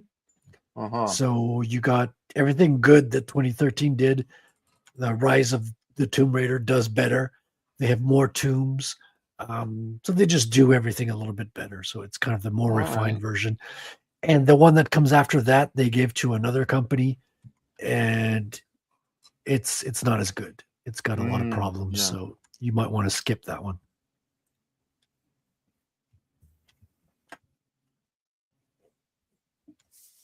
Right now, I am hunting a monster, not any of those.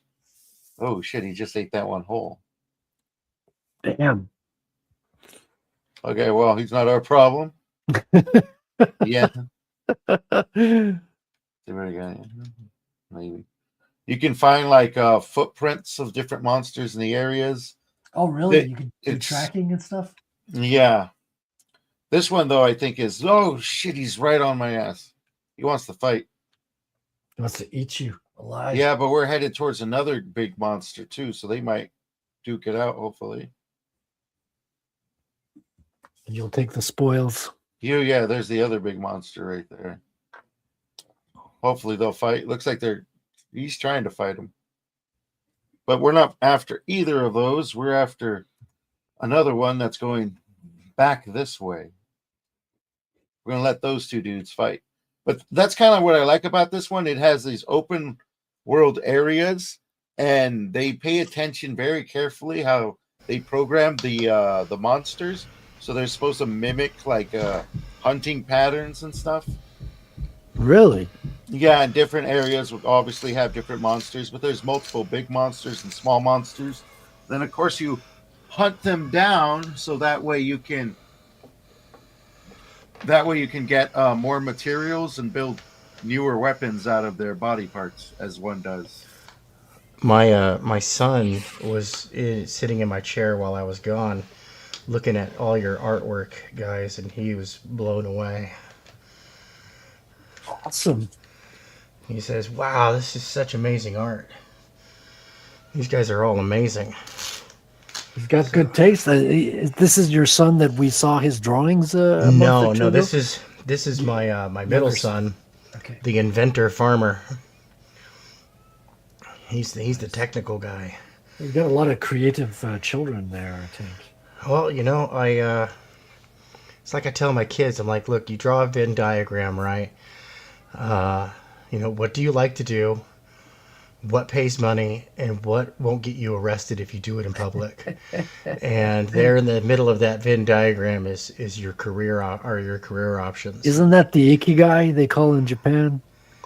Have you heard of that? The ikigai? No. It's what you love, what's you're most passionate about, what you can get paid for. And that's all smart. the things you were saying is at the center is the Yeah, you got to do that Venn diagram. Like my eldest son wants to be a chef, and so while he's still in high school and stuff, we're gonna get him a part-time job at one of the restaurants where he can learn. That's smart. Like an actual legit restaurant. We're gonna go shop around, and that's what I'm gonna do. Is I'm like, look, it doesn't matter. Like if you're entry level and you have no experience. No, you can learn that shit pretty quick. You have to present yourself like you're hot shit without being arrogant about it. Yeah. Right? Like you're a catch. And so that's why, like this week, he and I, yesterday and today, we were going over, we've been practicing our roux. So, we got to master the 5 basic sauce types, right? But I'm tossing in a 6th one. I'm like, no, because we got to get oyster sauce in there. Because that's a base for like most Asian cuisine. So we're gonna get that one in there too. So over the next couple of weeks, we're focusing in on some sauces and stuff. And he's got his chopping and cutting and skills, his prep cooking skills, and stuff like that. So that way, when he does get an entry level position and he's working as prep cook, washing dishes, bussing tables, whatever He's gonna be a catch. Right, hopefully he'll be in the kitchen before he's done with high school. And then my middle boy, he wants to be a farmer. So we have an indoor farm during the winter. And this next year we're doing the Three Sisters principle of corn, squash, and beans because they have a symbiotic relationship which boosts their crop yield. Oh, interesting. So we're going in through that, and we're cultivating some soils with mycelia over the winter. That's mushrooms, right? Yeah, that's right. Yeah, it's the root system for mushrooms, and so we're cultivating that over the winter, so that way we've got a good starter for when after everything thaws. And that's good. You got a farmer's son, a cook's son. You got the whole and the artist's son. Yeah. Yeah. with him, we've been going Got the over whole like, ecosystem under one roof. right, going over commercial art basics and stuff like that. It's like, yeah, no, like commercial art's viable, but you got to be. It's far more competitive than the other two. So I told him, I'm like, you have the toughest thing. So another skill that we're cultivating right now is business. So we're learning business and management with him, and bookkeeping as well, because that's part of business management. So that's right. That way, even if he can't get any commercial artwork, he could go push pencil and keep track of numbers for somebody and make a good 6-figure income.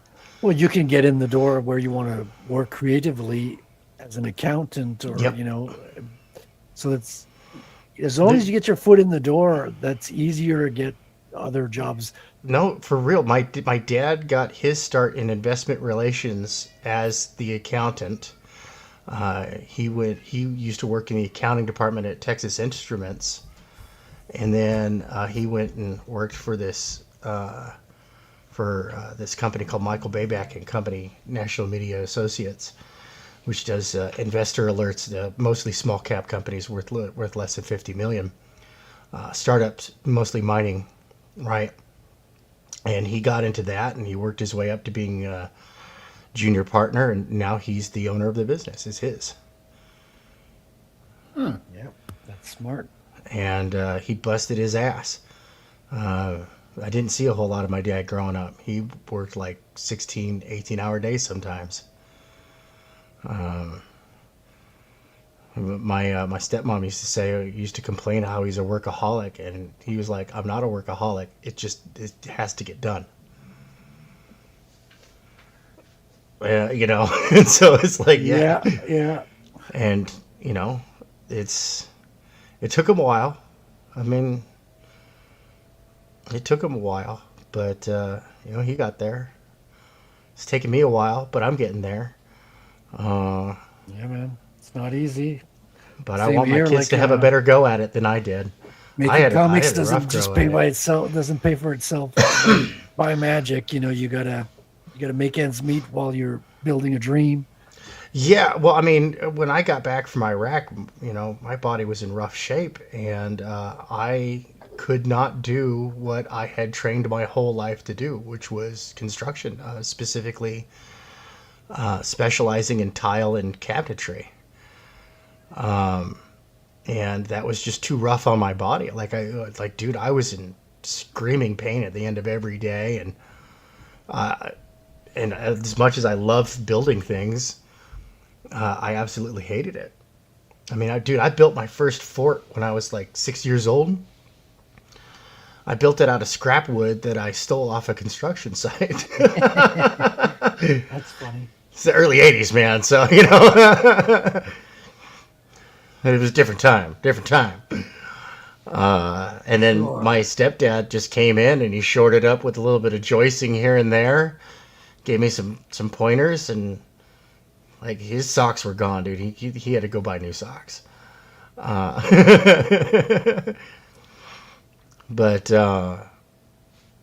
yeah, no, I found that I really couldn't do it, but I did know the business side of it, so I started.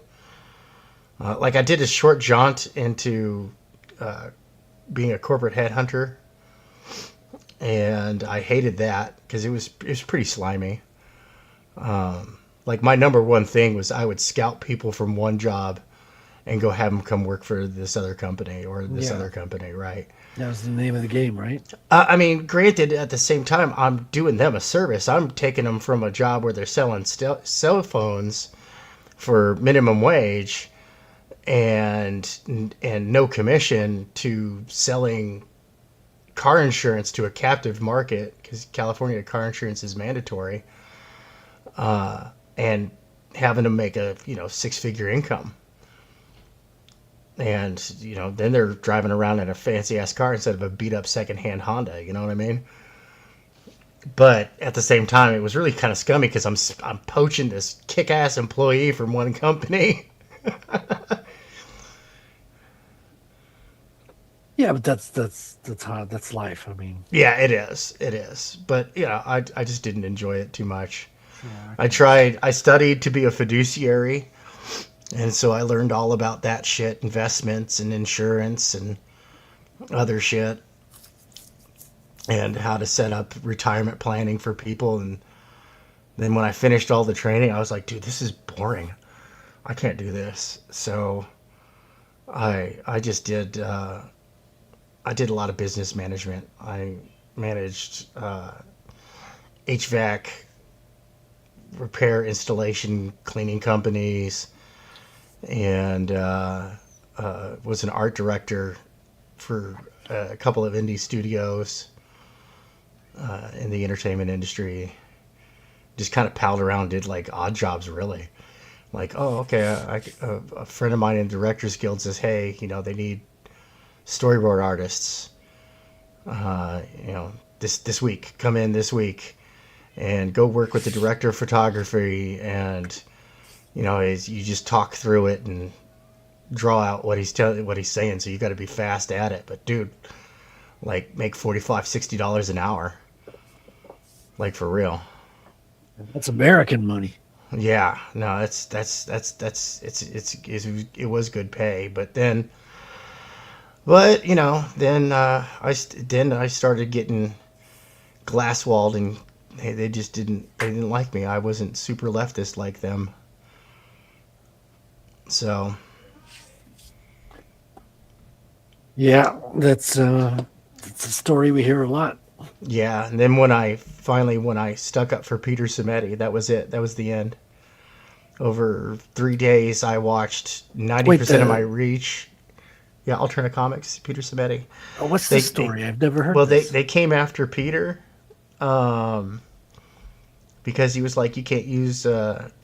Basically, all he said was like, look, if you on your personal account, I don't care what you do, but you got to have an author account as part of the contract with Alterna, right? And on that author account, you can't use a blockchain, right? You can't just block people, you can't use like whole block lists. Oh, okay. Right.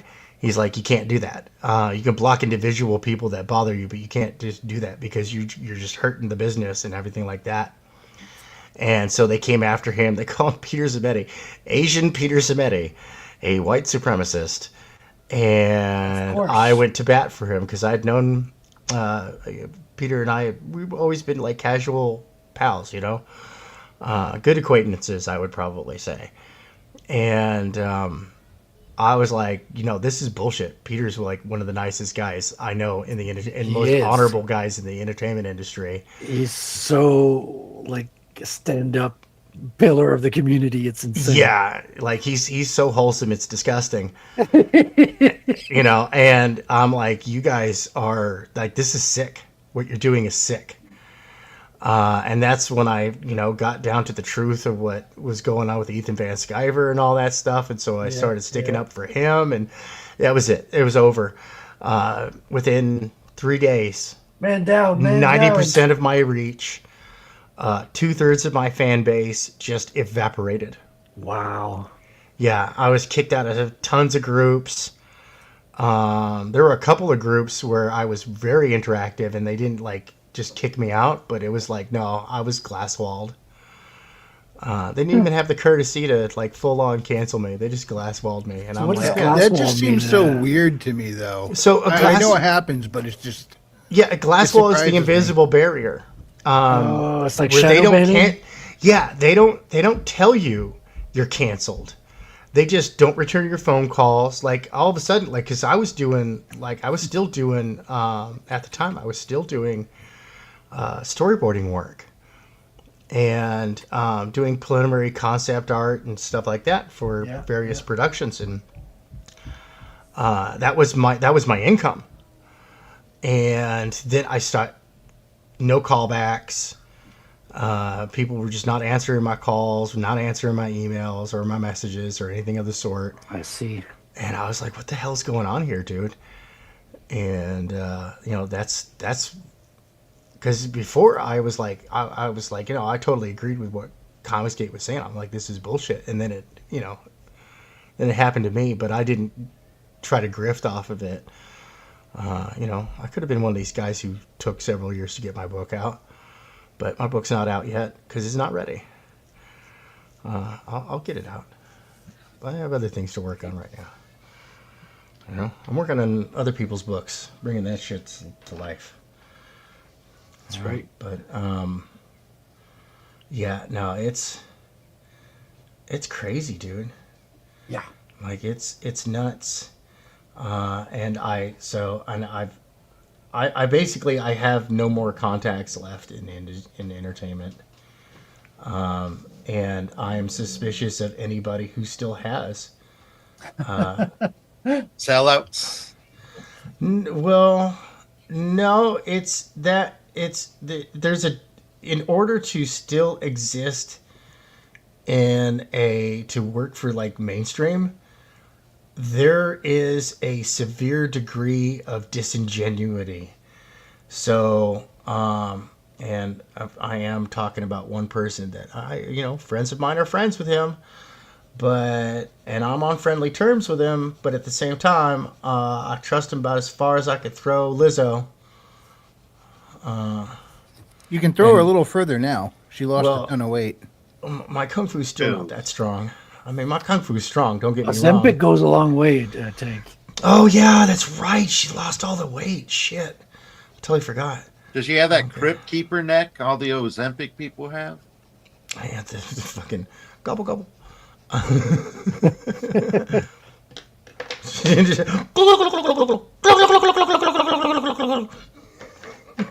Yeah.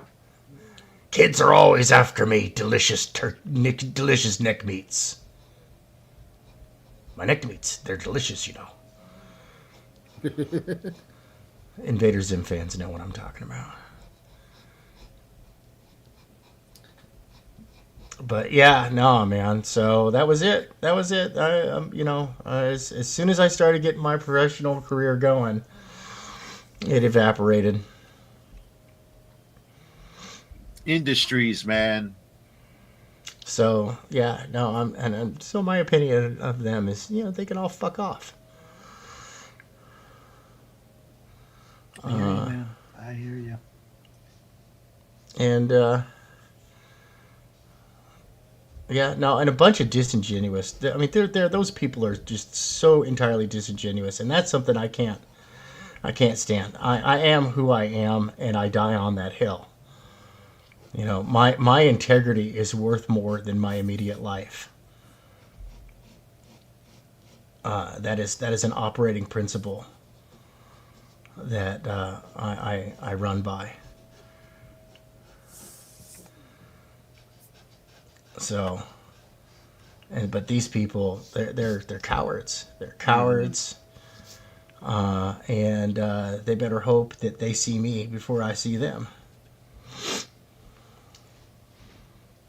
Because you can't prove shit. Like I don't use the word hate very lightly. But I genuinely do hate those people. Yeah, that's often what it's like, at least in the industries that I've, got a peek behind or have been a part of. It's almost like this false group mentality, but everyone's really just kind of out for their own. Oh yeah, no, they are completely self-serving. They are just absolutely awful. Yeah. They'll be nice, and they're conniving as well. And I'm like, dude, I come from the blue collar world. I don't abide by that kind of behavior. I don't abide by that fucking attitude. I've spent over 30 years practicing combat arts, studying them, everything from AT&T to up close and personal, and that's just kind of how I operate. It is very, for me, things in life are very life and death.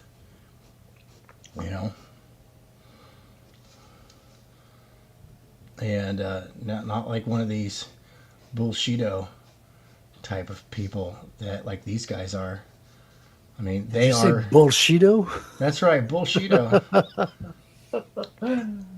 like a great Sensei Seagal, he is the bullshito master.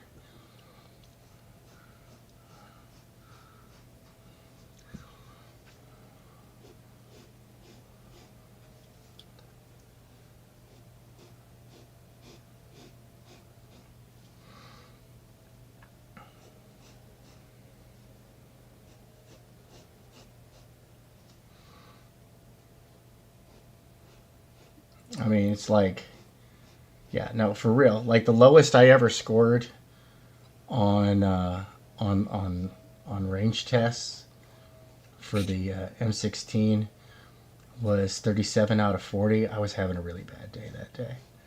I really was. It was a very off day. Other than that, I always almost scored a just less than perfect 39 on purpose.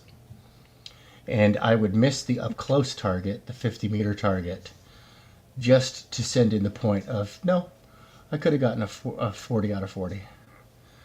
But I never wanted to be a candidate for sniper school. Oh, I see.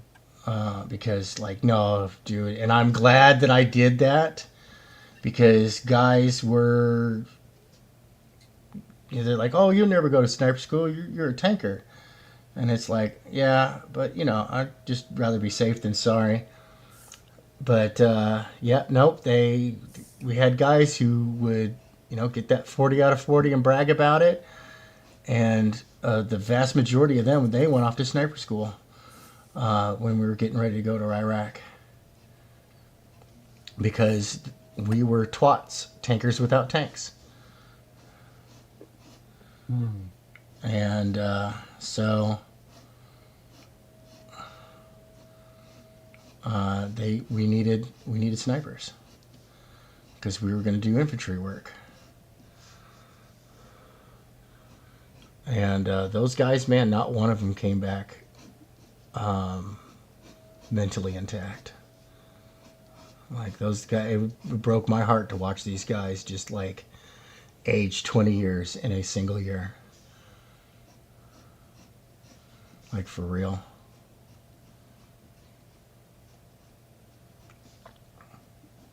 That's sad. Yeah. So it's past 8 o'clock. Usually we wrap up the stream way earlier than this. Yes, we're just about an hour and 20 minutes past the closing time. That's right. Yeah. We're having Hey, I fun, killed man. 2 big ass monsters. Dude, good for you. Hell yeah. I think I'm done with my every now and then you fall apart. Let me bring it up. It's here. earworm night here on Proof of Comics. It is, right? It is. Don't forget to like and subscribe. Look at that. And if you don't have enough earworms already, I just want to say, hey, Mickey, you're so fine. You're so fine. You blow my mind. Hey, Mickey. Hey, Mickey. That's good. That's a good one there. Look at those cheeks. What do you guys think? Hell yeah. She got that junk in the trunk. So I got my 2 main characters who've been turned around here. This is Ratel, which I did yesterday. Watch Wrangler's Weekly Wing It to see me do that live. And I'm going to be doing the other characters shortly and have a whole collection of turnarounds for the second issue. And dude, I've got so many ideas. Like it's starting to percolate right now. It's a fun phase. It's a really good place to be. Yeah, it's a fish in a percolator. Dude, it's like the first book, it's almost like you've got shackles because you've got to place your character. It's just the setup. You're so limited with what you do. It feels like the second book is really the first book in terms of storytelling, character development, and all that. Anyway, to my own, it seems that way to me. That's what I'll say. But yeah, let's see. It's looking good, man. Thank You you. know me, dude. I get hot for turnarounds. Let's see what you're working on here. Can I? Wait, it's not working. Oh shit, my camera got all. Oh, this is fucked a up different drawing. You've passed. You've moved on to another one. Yeah, so I got. I'll bring the other one back for Oh, a this second. is 2 chicks for the. So, Wait, you're drawing 2 chicks at the same time? 2 chicks, 1 picture. So yeah, no, I'm doing Santa Revenant and Yeah, I figured from the sorry. belt. That's what I got from the belt. She's got Santa's belt. That's the first thing that came to mind. Yeah, I was sorry. I'm doing neon Santa and or Neon Claus and Krampus Zero.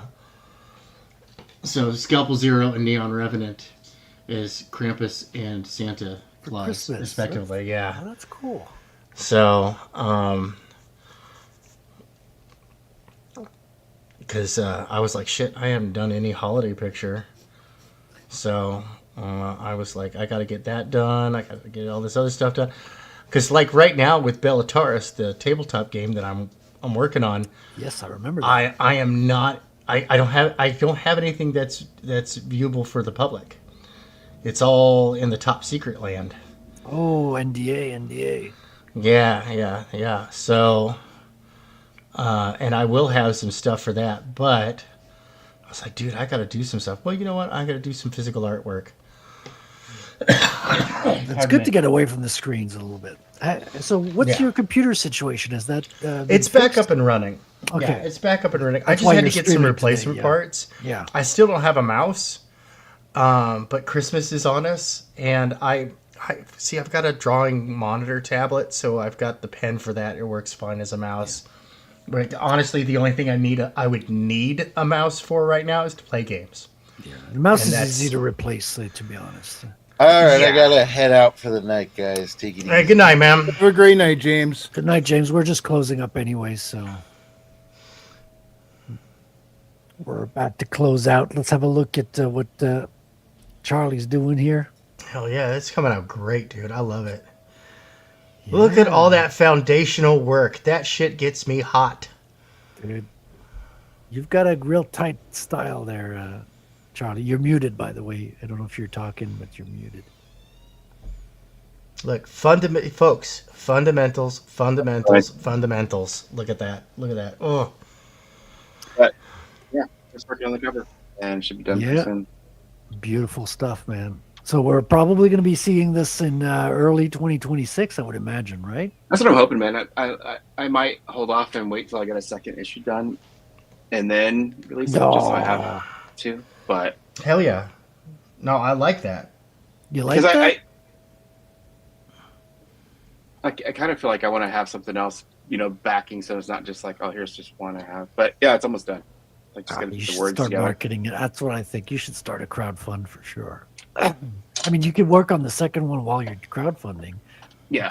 I think you should start the tour, the campaign tour on the YouTubes. I was going to ask you about that later on, since you've already done it. Yep. And got all that stuff, figured out. Yeah, I mean, to be honest, there's such a network of helpful people around. Yeah. That what I did, I'm part of the Commandos. I started on that stream because they're my buddies. It's kind of my home turf. It's not a huge place in terms of numbers, but Katie did as a big soapbox. That's where I first saw you, was actually that channel. Yeah. Yeah. And she's she's also a co-host on the Commandos, and what she did was she signal boosted by sharing our stream, simulcasting it as well. Hell yeah. And that's cool. I got lucky because I got some haters making fun of me, and that got yeah, dude, that was great. Oh, really? Is that what happened? Yeah. So what? There was a lady who was saying, "Oh, look at this guy! He can't even get $700 on starting night." Blah blah blah. And Ethan Van Sciver saw that. He's like, "Well, maybe I should have him on my stream and give him a little boost." So the making fun of ends up working in your favor if it's public. You know what I mean? That's awesome. Yeah. So I got on his show, and then I went on Katie's show on the Monday. Yeah. And that got me past That's when I saw you. I had a humble goal of $500, and I beat that in less than 24 hours. Were you trying to do it just as a digital book and then just say $500 and that's cool? Or No. I was doing a physical book, but I knew that I was not confident because this is my first book. I don't have a huge following. Yeah. So I was not confident I was going to beat any sort of record. I did not think I would get to 4,200. I'll be quite honest with you. So I just okay, well, let's lowball. All the beginners seem to be doing low $500 goals. Yeah, so that is that, right? Let's do that as a starter. It's a confidence boost. You beat your goal early on. I don't know that I would necessarily recommend that. That's not what I'm going to do second time around. Second time around, I'm going to go for something a little bit more realistic. Okay. Try to get higher. Even if you don't meet your goal, you can still go through with the printing of the book and all that. So Right. sometimes it's better to have a higher goal, and because it gets people motivated and helping you reach that goal as well. That's cool. Yeah, But that's yeah, good you stuff to know. can say again. That's good stuff to know. At least. Yeah. And Dude. so I did the rounds, a lot of small streams and getting the word out. And you get your funders mostly in the beginning and the end. I did 3 months. I don't recommend 3 months. I would do 1 month, and you can extend if you want. What were you going to say, Tank? You wanted to add Oh something? no, I'm just gushing over this artwork, dude. Charlie's Right? amazing. I love Right? this. Thanks, dude. I Like appreciate this is solid work. Like this is top notch illustrative Yeah.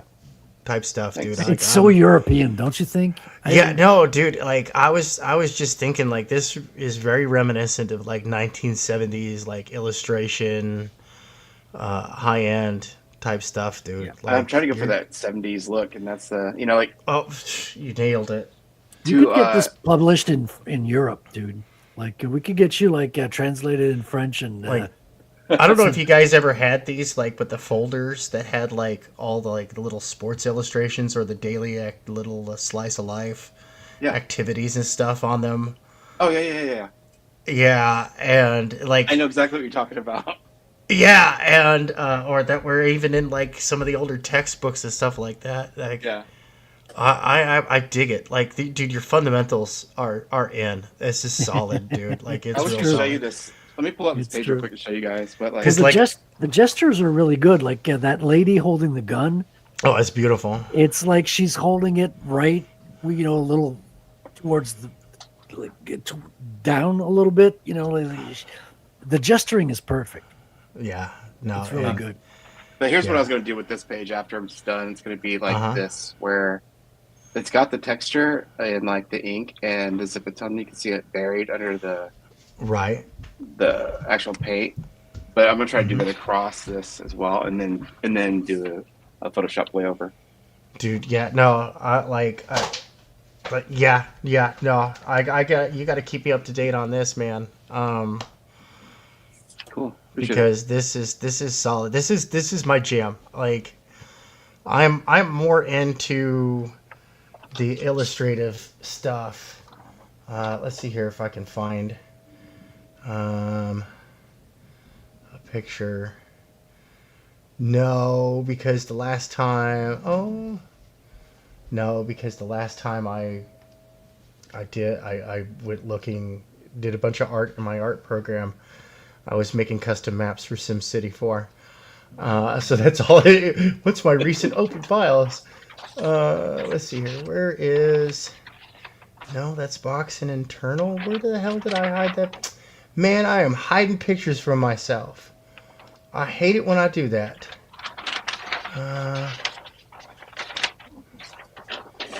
Shit.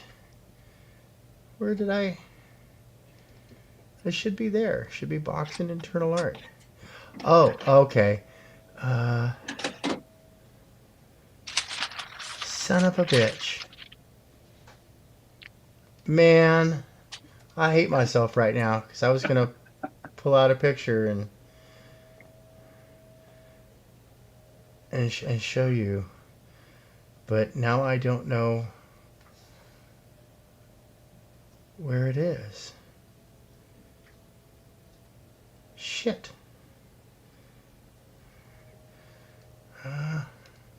Where'd Wrangler grow? I'm right here. Oh, okay. Yeah, it's James that had to leave because he's on the. Well, you're on the West Coast too, right? He's on the West Coast. I think he goes to sleep early. Lizards. Yeah. So this brings up to the end of the show, folks, and now it's shill time.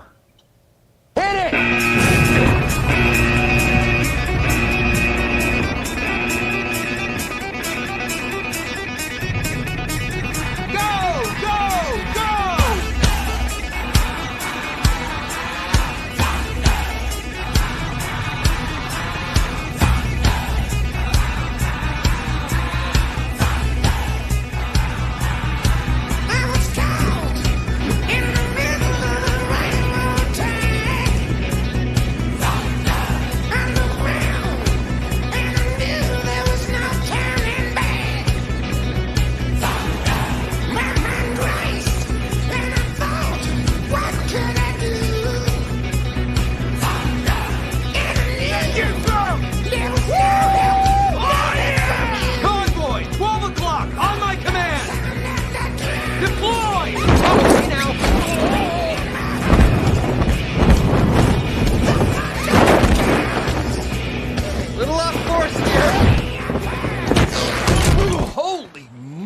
fucking shit!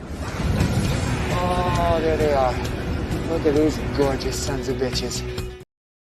Ain't we just? That's right. And we'll start from the bottom as we usually do. And we'll focus with Charlie because he's our guest today, and he's in the main screen as well.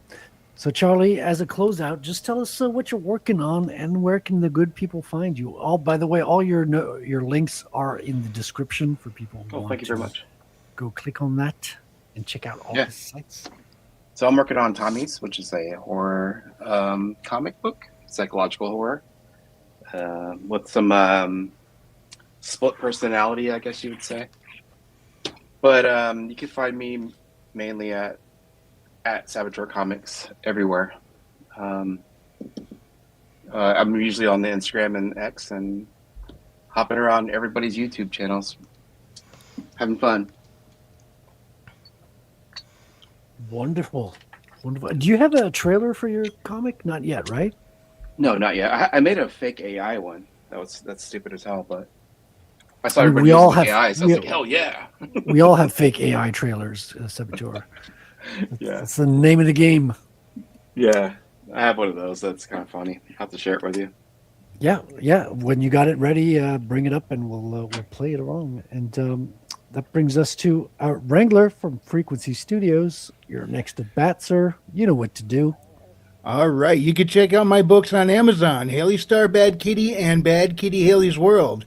They are magic-fueled sci-fi adventures. You could even call them lit Metroidvanias, where they have to find their way through underground labyrinths, gain new abilities to get further and beat the bad guys, as well as learning a little bit about themselves and maturing to handle the challenges ahead.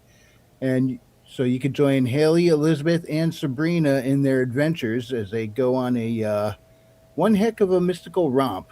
And you could also check out my Substack over at Frequency Studios.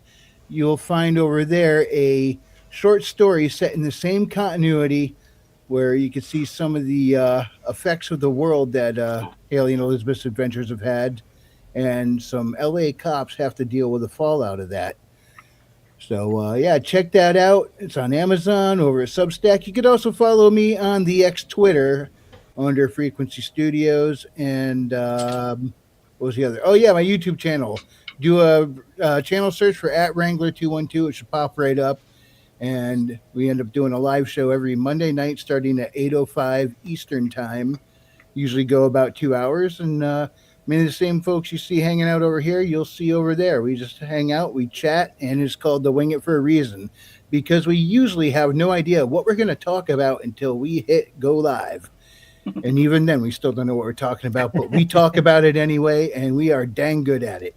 Yeah. Let me play your trailer right here.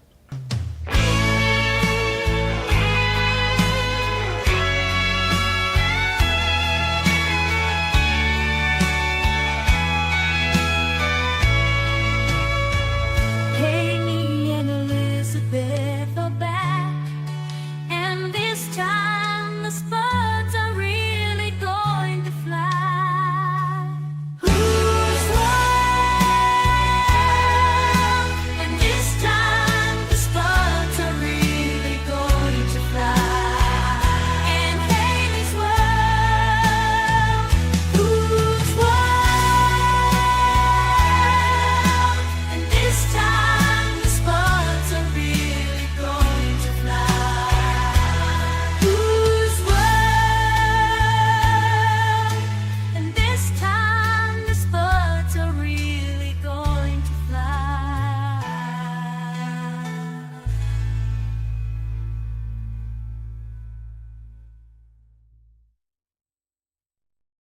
And I'd also like to give a shout out to the cover artist, Adrian DKC on Fiverr.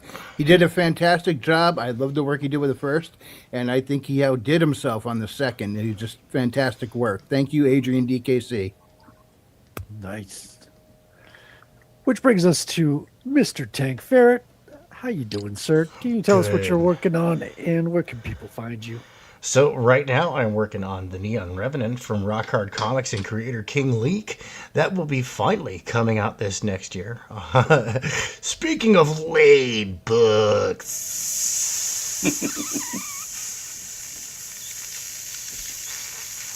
But hey, at least we haven't funded it yet. Well, there you go. Yeah, you don't owe anybody anything just yet. That's right. That's right.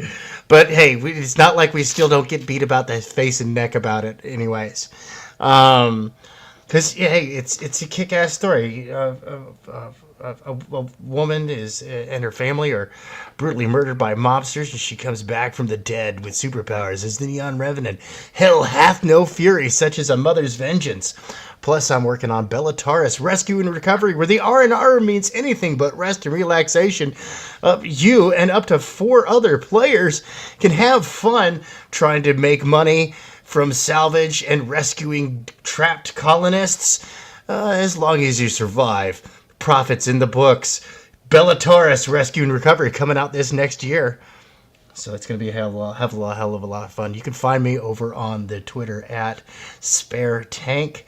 You can also find me usually on Omerglitch's channel here, a few other places, and of course my own channel at Tank Ferret Presents.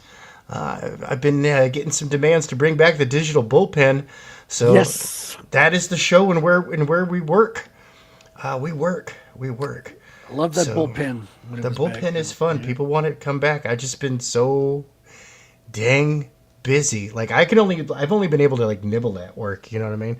But anyway, yeah, I wanted to show Charlie this here because I was like, normally comic book stuff is not like that's not my my thing. I'm more of an illustration type guy myself. Like this one's an analog piece, so I scanned this one in. Yeah. And this one's digital. We had Dan Lawless as a special guest on the studio.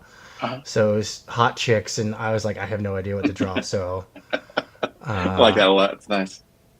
I did this and added a bunch of memes. And now she's going to be an extra player character available in the Bellatarus game. Kind of fun. Cool. Yeah, she's going to be the first medium-sized model in a little tiny pilotable mech, which is going to add a nice fun dynamic to the game. And of course, if this game's a success, dude, Omniverse Incursion is coming next, and that is Omniverse, all universes, Incursion, intruding upon each other.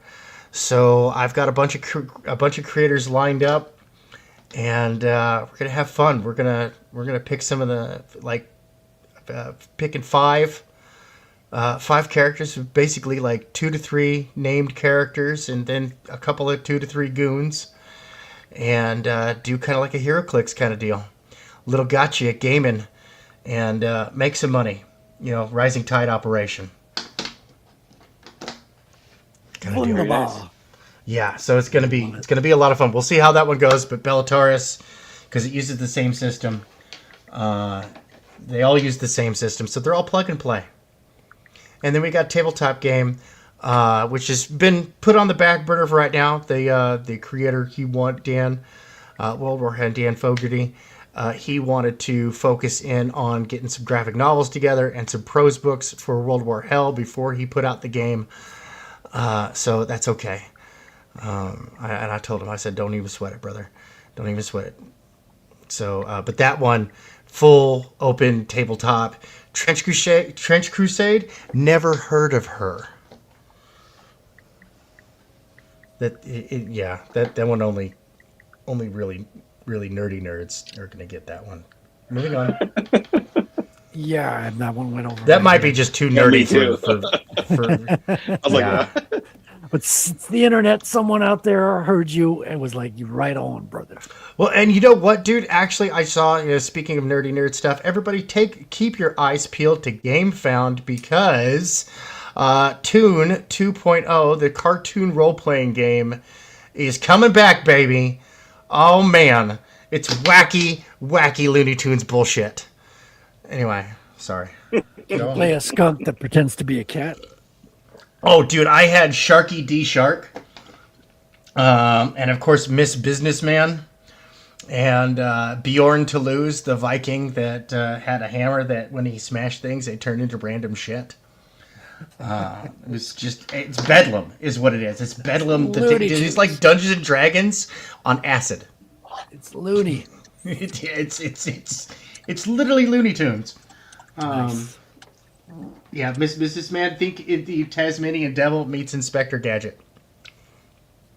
Good times. Yeah, it's just absolute stupid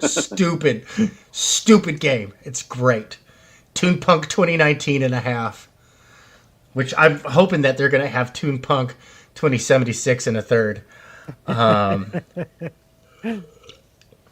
Yeah, absolute. Just fucking clown shoes. It's fucking clown shoes. Oh, we got a trailer from Saboteur here. Oh, hell yeah. Yeah, Let me. that's all. That's all AI. I wanted to test out how it'd look if I made a movie.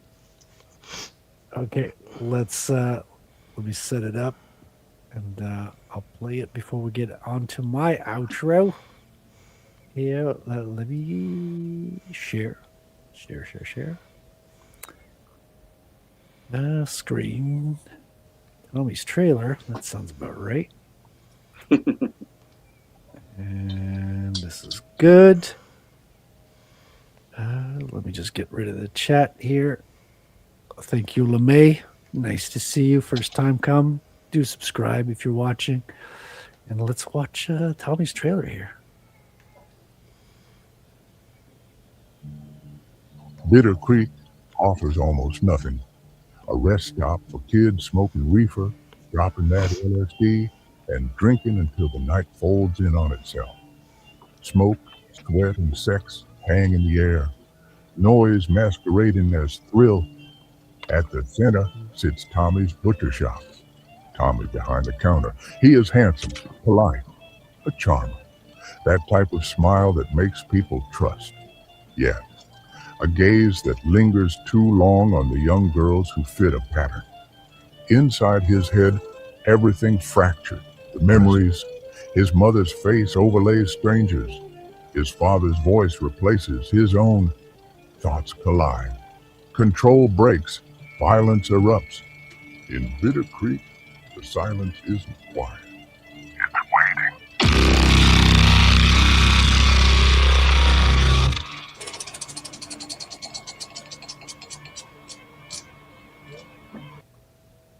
Nice. That's good fun. stuff. That's good stuff, man. That's fun. Not bad for all AI. Yeah. Yeah. Well, usually people put their drawings animated, but it's an interesting take as you are really selling it as a horror movie, I think.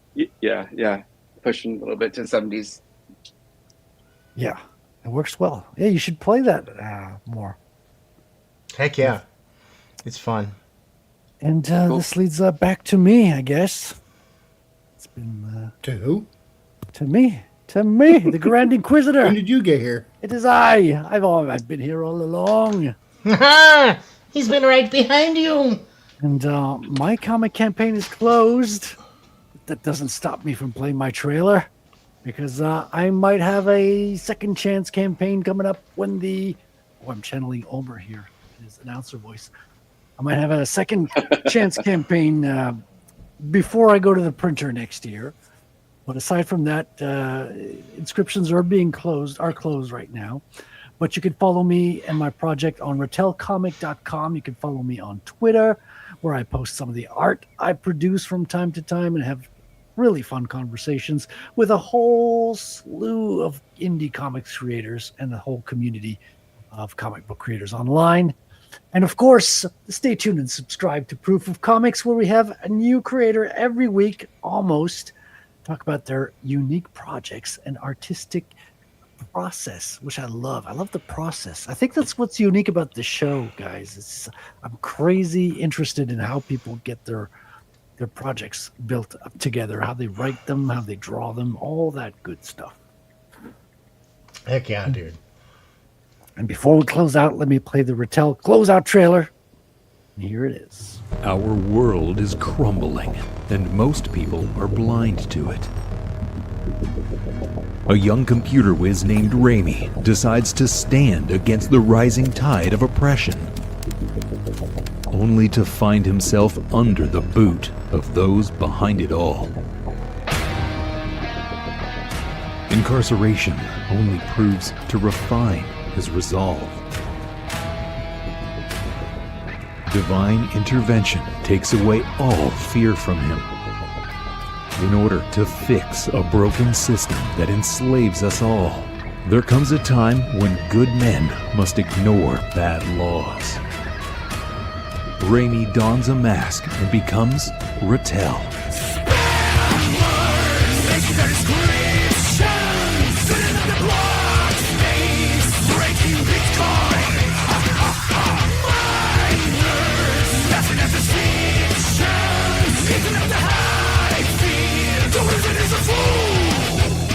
Ratel uses intelligence and technology to combat ancient and dark forces for justice and a better tomorrow. Will Ratel take down the technocratic tyrants who harnessed an ancient evil, or be crushed by the invisible hand?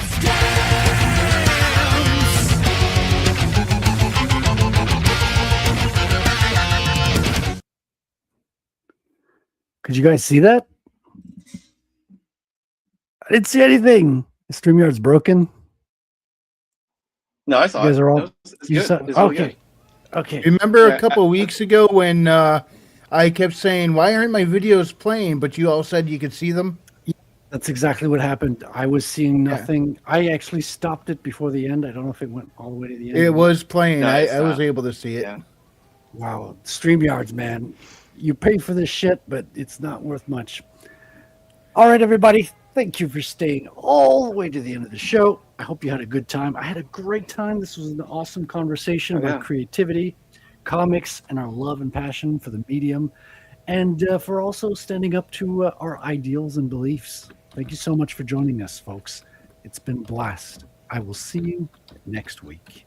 Goodbye, everybody. God bless everybody. Yeah, see you guys. Thanks. The sun has gone to bed, and so must I. So long, farewell. Auf Wiedersehen, goodbye, goodbye, goodbye.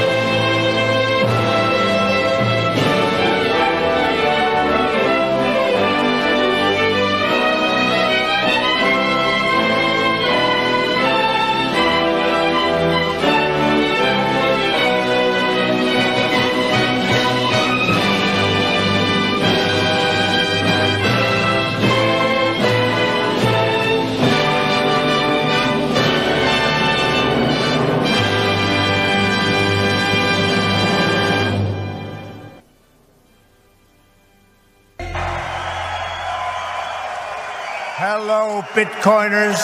Thank you very much. Hello. It's good to be with you. It's good to be with you.